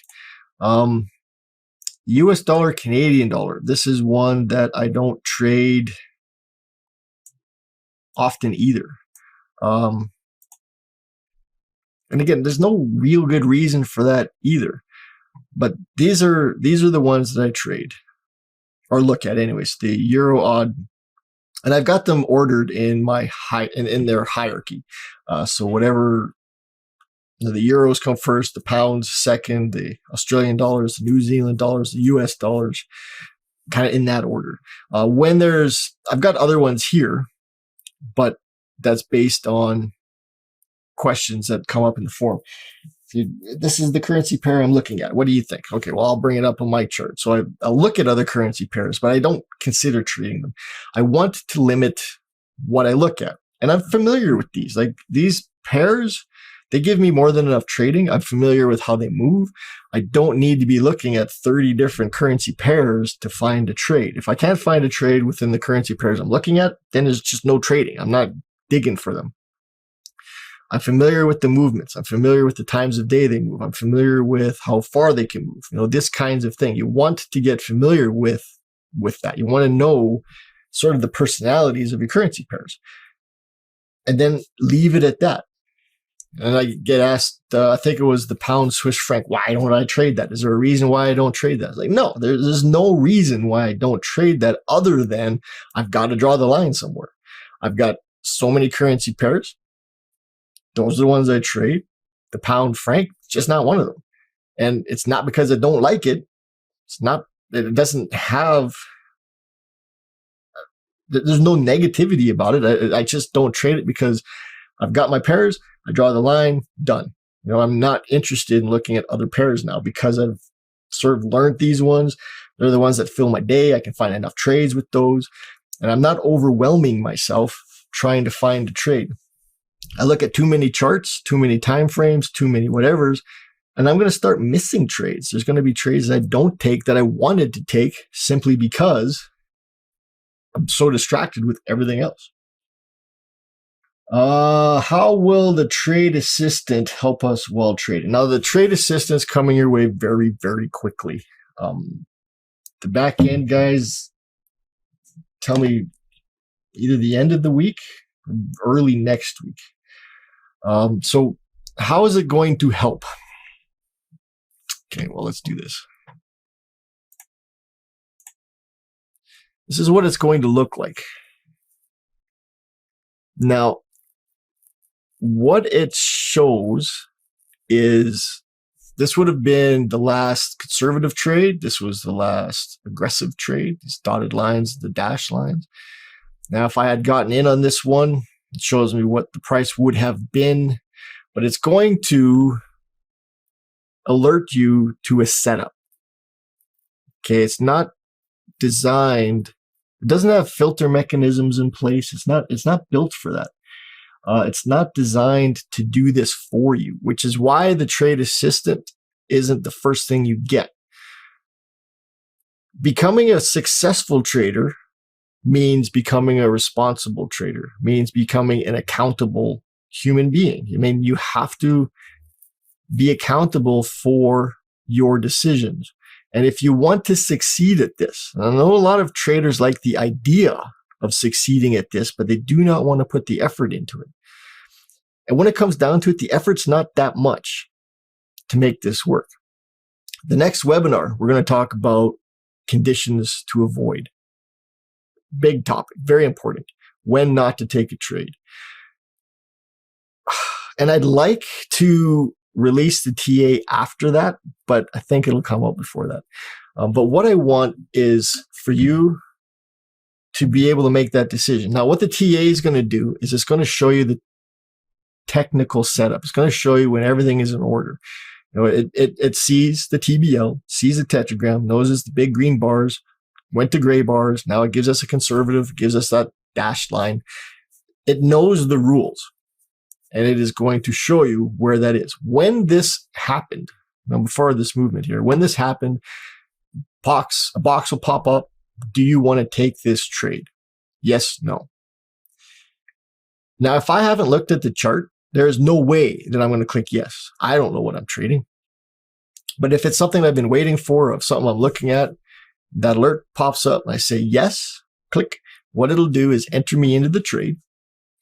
It will place my stop loss for me at the exactly right place. It'll place my take profit for me at the exact right place. And then it will manage the trade. You know, we talk about trade management, how we need to move our stop loss along the TBM to reduce the risk. It will do that for you. The hardest thing you have to do when you're using this trade assistant is decide, is this the trade I want to take? If you decide yes, the trade management or the TA does everything. Once you click yes, it places the trade and it manages the trade, and it will get you out of the trade. It's going to get you out at either a reduced loss as the stop loss gets managed, or it hits your take profit. Now, there's variables in there that you can adjust. Do I want to do a 2-to-1? Do I want to do a 1-to-1? Do I, just all these different things. So you can set it up to fit your trading style. And then once you do, you click yes. Do I want to risk 2%, 5%, 10%, 3%, 0.5%? You set all that stuff up, and then it knows what's in your account. It will risk 2% on the trade or whatever. It's defaulted at 2. And then it manages it for you. It's a wonderful tool, a wonderful piece of machinery here. And it's such a clean thing. Like, I'm not a fan of trade assistants, but I really like this one. That's what it's going to do for you. Now, it has push notifications too. So if you want, it can deliver it to your phone. My fear, and I discovered, or we talked about this in the last webinar slightly, was my fear is that traders are going to use it as a signal service, which is not what it is. But it is an assistant. It is going to help you with this. And I love this for the reason that once I've placed the trade management, anybody can do this. You don't need any skill or any talent or anything to manage the trade, to move your stop loss along your TBM. Once the trade is placed, I can disappear. I can drop dead, and the trade is going to manage itself. I do not need to be here. I can go jump on an airplane. Once the trade is placed, it is going to take care of it. So what you saw me with the templates, I go, this is the template I'm generally using. This is the one I'm going to use. Okay, I'm waiting for a setup. I see this setup. I've got the gray tetragram bars. I like what I'm seeing. I think we're going to bounce off of this level of support. All right, I'm looking for the long trade. I like the long trade. This is the trade I'm looking for.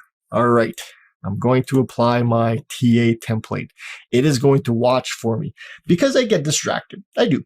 I'm writing different manuals. I've got different currency pairs to look at. There's kids in the house. I've got doctor's appointments every single day.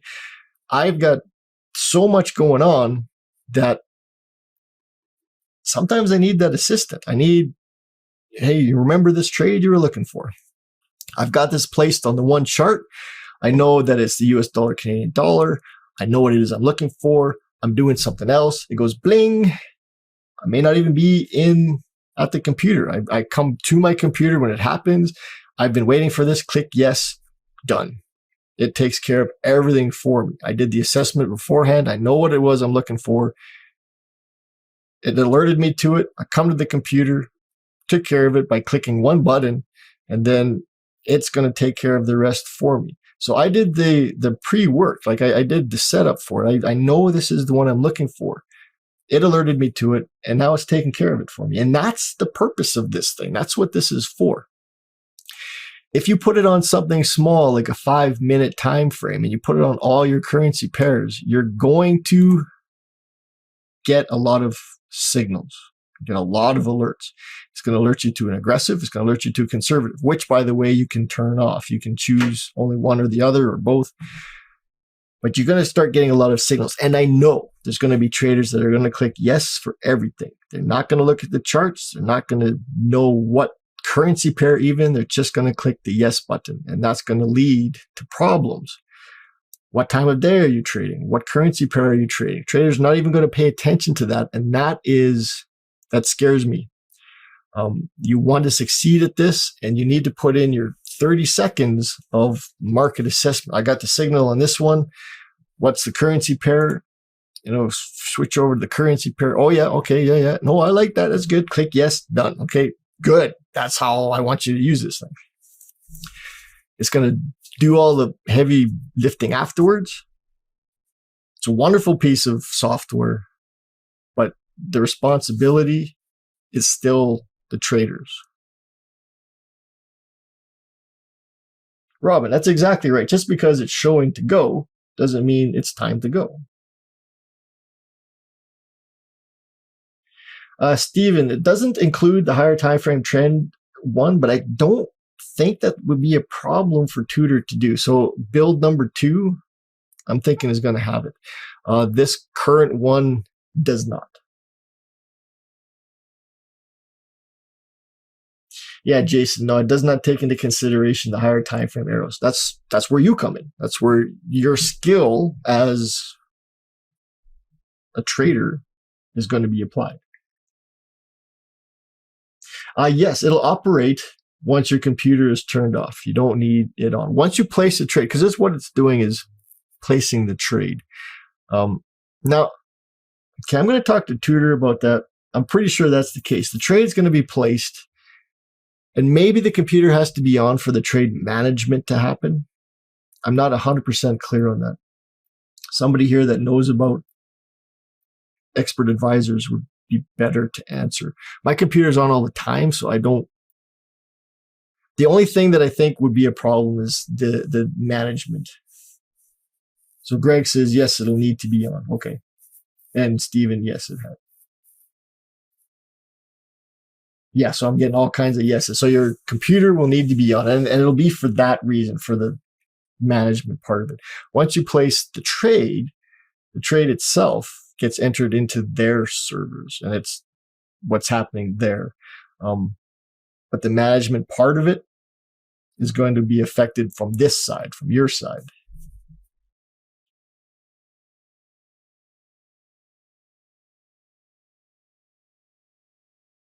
Jason, it's going to manage it from the time frame that you've entered. So if I'm looking at the 1 hour chart, I get the alert on the 1 hour chart. I click yes. That's the management. That's the time frame it's going to manage it from. Can you use a VPS? Yeah, you could use a VPS. Yeah, Sunny, for sure. Marcy, that's exactly right. The TA is going to give a signal, and then you can apply the rules for the higher time frame TBL if you want to use that strategy. Exactly right. Always, the question has to always come into your head: why is this a good trade? Why is this a trade I want to take? Why is it a good trade? And you don't need a lot of reasons, but I'm always looking for a reason. I want to know that this is a good trade. Why is this a good trade? And then I'm more than happy to take the risk. If it's a trade in, I'm looking at this kind of mess here. I've got some market conditions. This is going to be the next webinar. This is one that if you're going to attend one webinar out of all of this, next week is going to be the one. We're going to look at the conditions that you do not want to trade. How do you know to stay out of particular trades? And this is going to be one of the biggest reasons why you don't take a trade. And it's going to include not just the conditions, but the time of day. It's going to include just everything that's going to make you think twice about placing a trade. And I skip a ton of trades. Like, there's always opportunities. There's always a signal, but do you take the trade or you don't take the trade? Like, you're going to know all this. And I don't want to make it sound like it's going to be overwhelming or daunting, but you do want to make some assessment. The indicators that we use, they don't see the market the way we do. They're looking strictly at numbers. It's a calculator. They crunch the numbers and display the results of an equation is what it is. And that's what we see. And we can take those results of that equation and apply them to our trading. But when it comes to something that looks choppy, when it comes to a slower market, when it comes to a variety of different things that we can see, and we can see very, very quickly, just at a split second glance, I can say, hey, that's a market I don't want to trade. Candles are alternating too much, going from white to gray to white to gray. They're too wicky. Little bodies, big wicks. There's lots of reasons why you don't want to take a trade. The indicators, the TA, can't see the market that way. And that's where we have to come in.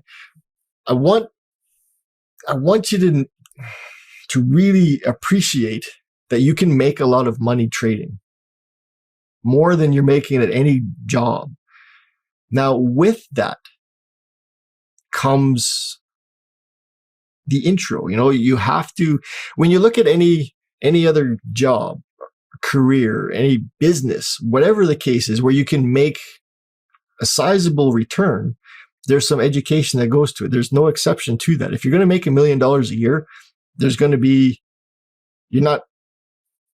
it's not flipping burgers. You have to have some sort of knowledge base. And this is no different. You have to be able to take the responsibility and know, yes, no. Am I going to take this trade? There's a little bit of learning, not as much as any of those other jobs, but a little bit.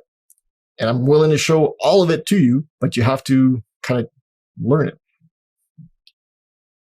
You've got to serve your time, Greg. Yes. And it's time well served. You're going to find that it's not that hard. It isn't. It's not that hard, but you have to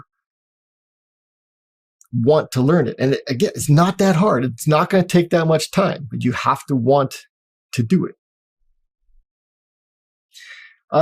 David, do I have any plans to upgrade to the new MT5? I do not have plans for that. I've never looked into it. So at the moment, I'm going to say no. Is there any benefit to it? I don't know.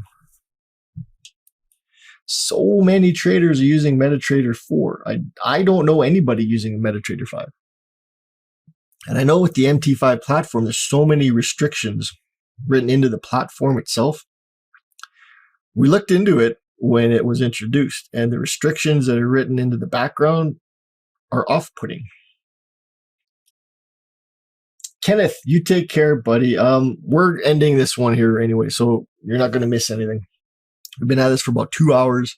You are good to go. Thank you for being here, and I appreciate that. Now, I'm just going to take a look at a couple more. And again, I apologize for missing a good deal of the questions. It seemed focused considerably on the TA in the last little bit. It's coming your way. It's not available just yet for the reasons I have explained.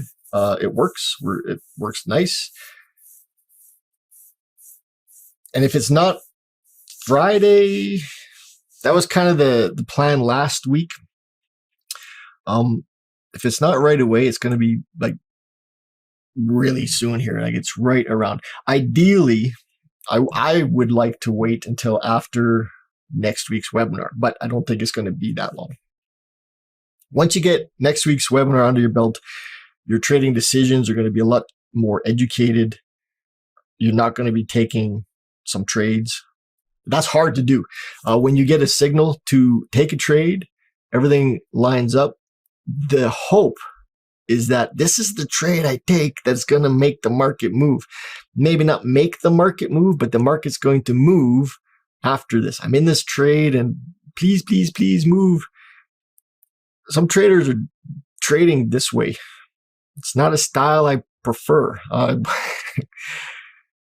So not taking a trade can be very difficult because you're thinking you're passing up on an opportunity when the fact of the matter is you're passing up on high probability loss. And what's even worse is the trade you don't take for all the right reasons. You don't take the trade actually turns into a nice trade, a trade that you would have loved to have been on. And that makes you reconsider not taking trades in the future. It's hard. This really is not easy to do. But you're going to figure it out. You're going to learn this. And that's what we're here for.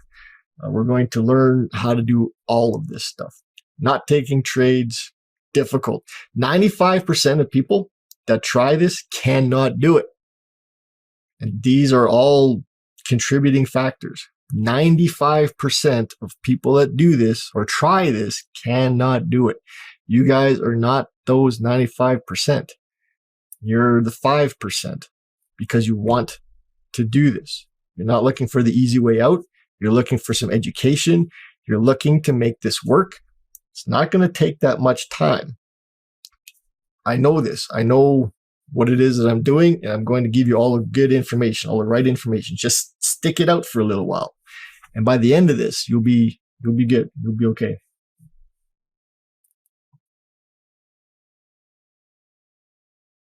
Greg, do I use Fibonacci, Elliott wave, or any of those? I don't. There are times where I'm going to add Fibonacci levels just to kind of get an idea of how far a retracement has been. But I can't even remember the last time I've done that. But no, I don't use Elliott wave. I don't use anything kind of beyond what we're looking at. I use support and resistance, which again is coming your way, trend lines, higher time frames, which we discovered today, how well that works. I'm looking at very basic things. I'm looking at support and resistance levels. Now, if this is an area of support has turned into an area of resistance, price is approaching that area of resistance, this is a big deal to me. This is an area that I'm going to be paying attention to. I don't go much further than that because I don't need to. It works what I've got. And I've posted trades or charts in the forum saying, this is where I'd like the market to go. And the market gets there. And this is how I'm doing it. Like there's nothing fancy about it. There's no tricks. There's no magic. I don't know anything that you don't know. And I'm showing you everything that I know. So whatever I'm doing and people are saying, oh, how did you do that? You're going to know how I did this because I'm going to show exactly how I did it. All right. Yes, you do hear a cat. I'm sorry about that. I try to make it so that the webinars are fairly quiet. Big Opie, the one that you guys have heard snoring in the past, is still around, but she is 2 doors away.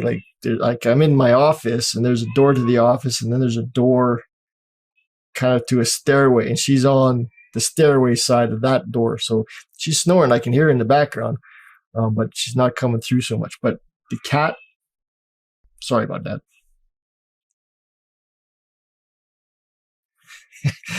I don't mind actually when there's a cat or the dog in the background, as long as they're not getting in the way. It helps, I think, with the optimism to some degree. There's a cat in the background. I'm doing this from my house. Like I'm doing this from my home office.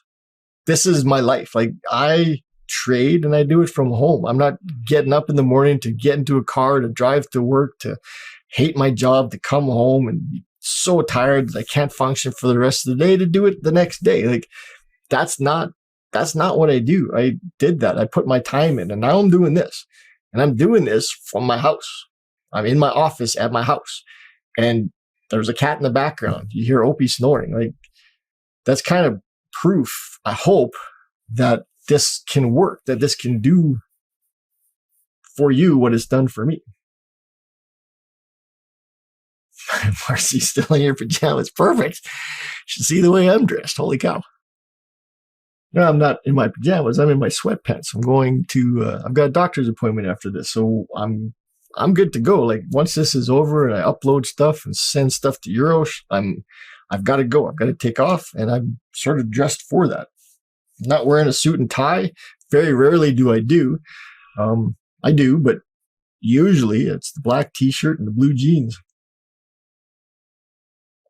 All right, guys, it's been 2 hours. So I'm going to bring this to an end. I'm going to get this sent to Euros, and he is going to put the audio file and the video file together and do whatever edits he's got to do to it for audio reasons, and then have it uploaded. So give us about 24 hours for that. He's usually pretty good at doing it much earlier than that, but please allow for 24 hours. It's going to be in the recorded webinars section in the members area. And I hope today was a good day. I understand that many people are here at very inconvenient hours. Adrian, he's here and he should have been in bed hours ago, but he's manning the back end. So it's awesome. So I hope that, I know, again, it's very inconvenient for a lot of people, and I really am aware of that. So I want to make sure that it's time well spent. If you're going to be here for an hour or 2 hours or however long these are, that even though it's 3 o'clock, 4 o'clock in the morning, that you got something from this. And if you can't make it, that's fine. If you can't make it, the webinars get uploaded. So you're going to be able to review it, watch it at your leisure. Rob is mentioning the Brexit. Later this month, Great Britain is having their vote. Do we want to exit the European Union? That may affect the markets. This is the whole Greece scenario kind of all over again. Greece didn't affect the markets the way everybody thought it would. And I think the Brexit is going to be an additional, it's going to be like that. We're all scared, traders in general, but it's not going to have an impact, like not the way we think it is. And even if it does, it's still, the market's going to move. And that's what we're looking for. Like, we want the market to move. You can't make money in a flat market. Market's moving sideways.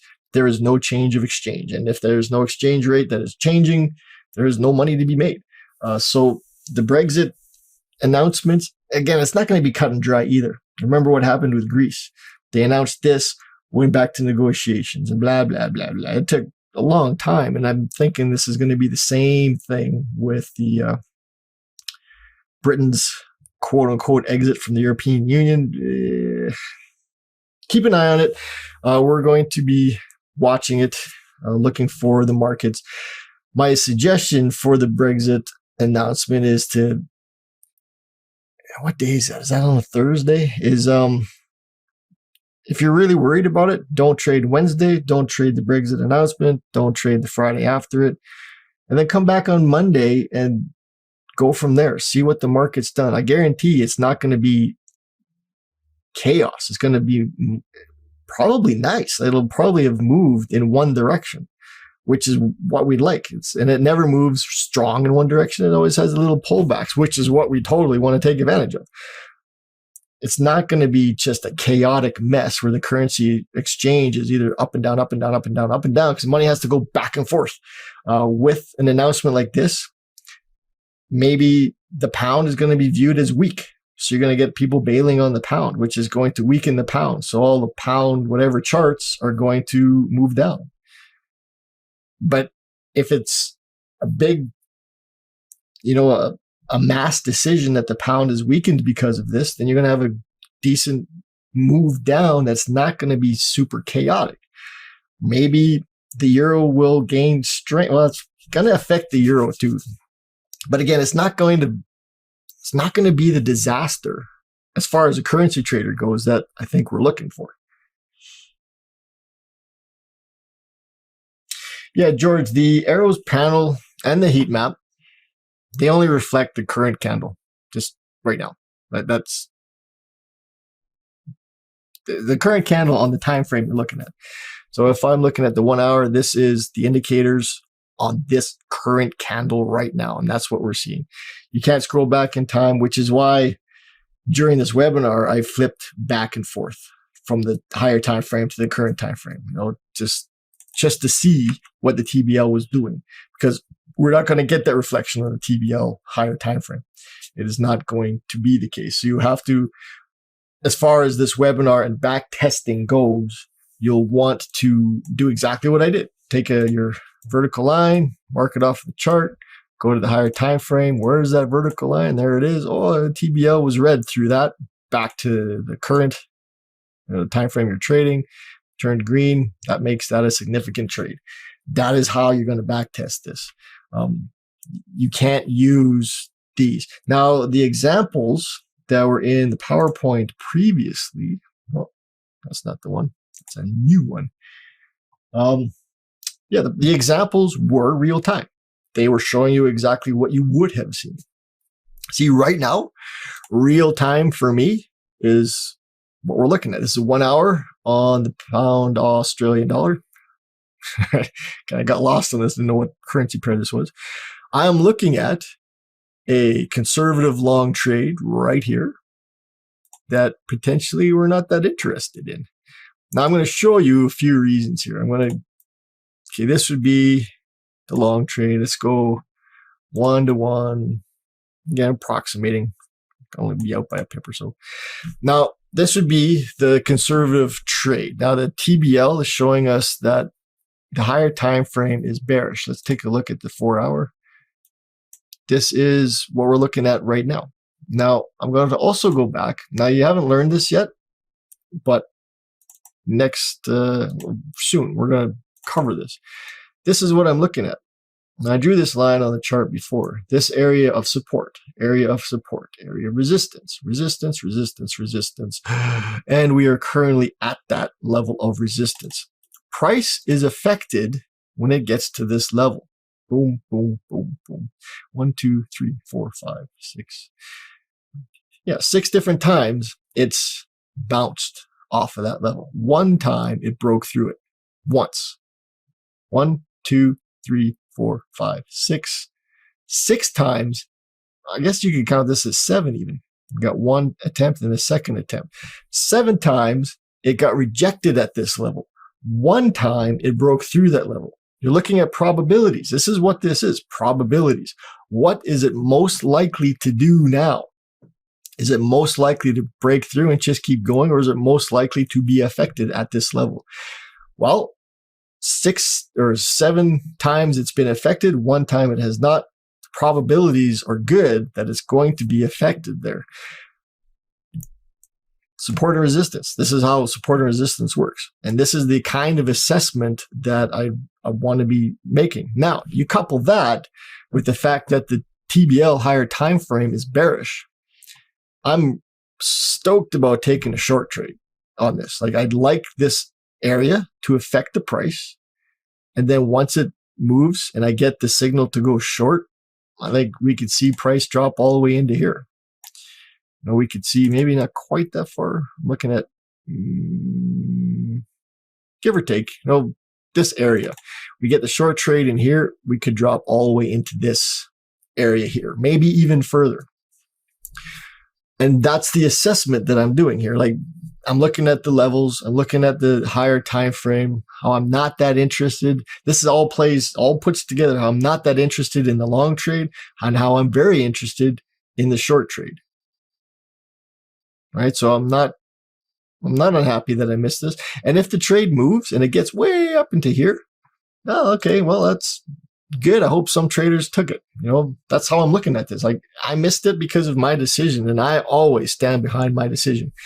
I decide I don't want to take the trade and it works out. It was a trade I missed. So what? I decided not to do it because at the time it was the best decision to make. It doesn't matter what happens afterwards. If the trade goes and I could have been on it, well, that's not trading. Like, I could have been on it. Like, who does that? Not a trader. You stand by your decisions. You make the assessment. You make the call. If it doesn't work out, it doesn't work out. That's fine. Not a problem. We have skills. We know how to manage the trade for that reason. And if it does work out, awesome. Is there a way to lock the higher time frame indicator for backtesting purposes? Oh, okay, I know what you mean. Yeah, there is a way. There's a. I just wonder if I've got it even. It would be a higher time frame TBL indicator. I'd have to do the higher time frame version. That's okay. Let me work on that. It's code, higher time frame code for the TBL itself. Yes, there is a way that we can do that. It'll be a line on the chart. It won't be the indicator arrows, but it's possible. We can do that. What I'll do is, if you don't mind, because I'm not going to remember, George, I hope you appear in the forum. Please, if you do, make a comment in the forum, because if you make a comment, then I will address it directly. Right now, nothing I can do about it. I'm going to go after this. I've got doctor's appointments to get to that I'm an hour late for. So I've got to take care of that. And when I come back, I'm going to address what's in the forum. And if your comment is there, I will take care of that.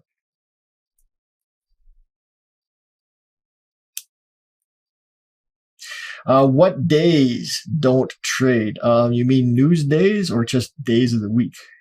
Mondays are choppy. Some Mondays are awesome.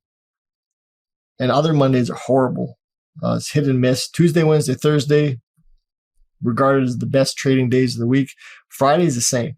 It could be awesome or it could be horrible. Traders just slowly getting out of their positions, which kind of flatlines the market. Traders aggressively getting out of their positions, which reverses trends that are tradable.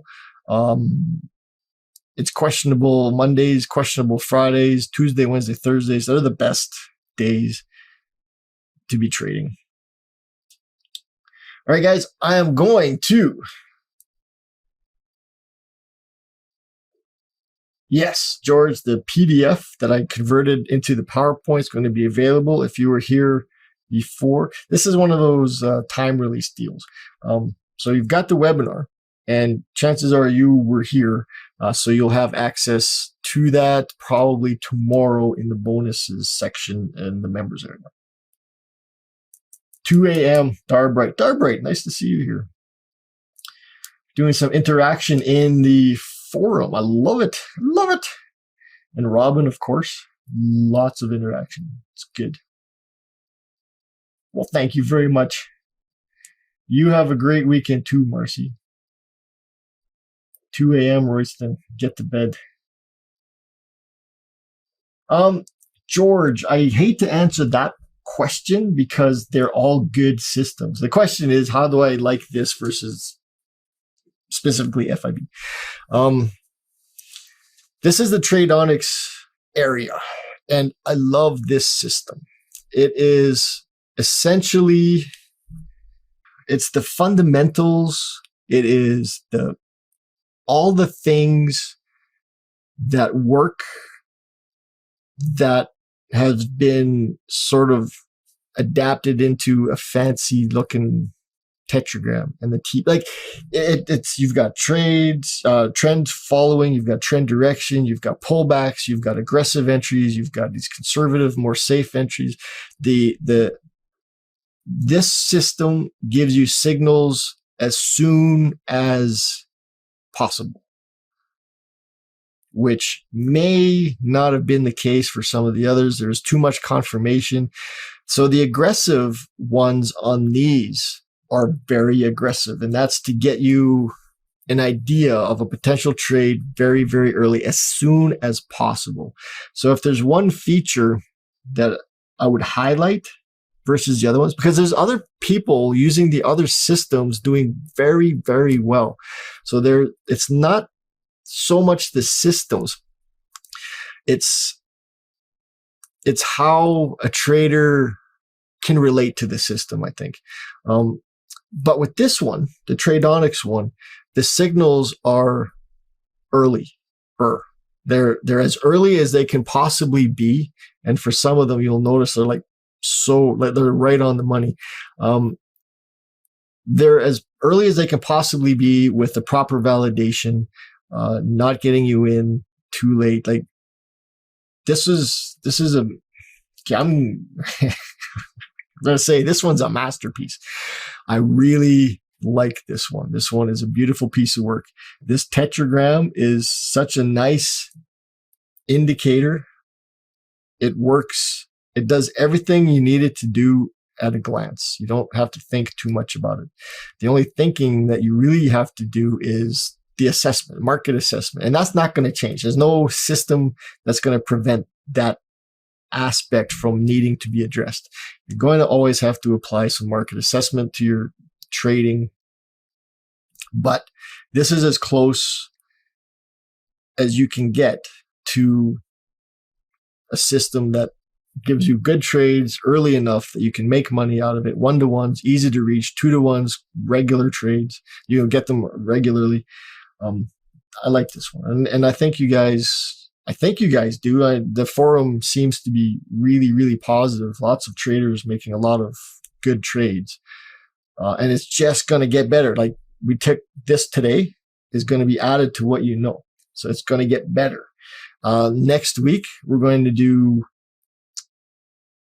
when market conditions and events and scenarios to stay away from.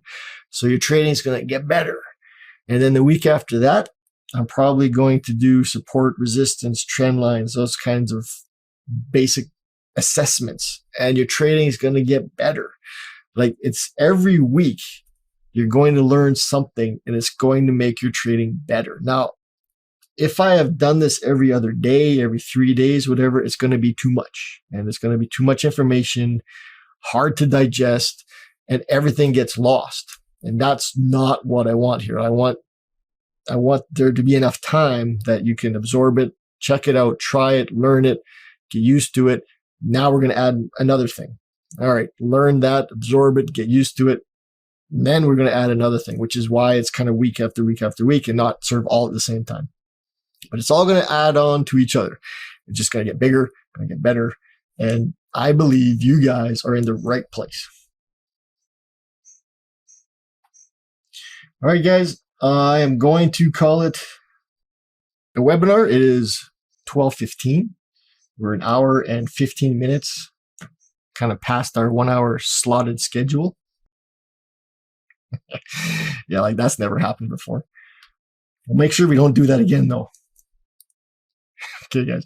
What I'm going to do is I'm not going to disappear just now, but what I am going to do is stop the recording, and I'm going to start uploading stuff. So you're going to hear me typing, and I'll answer a couple of questions as I'm seeing them, but they're not going to be part of the webinar, and it's going to end very shortly after that as I'm done what I have to do here to get the information or the files to the right people so they can do what they got to do.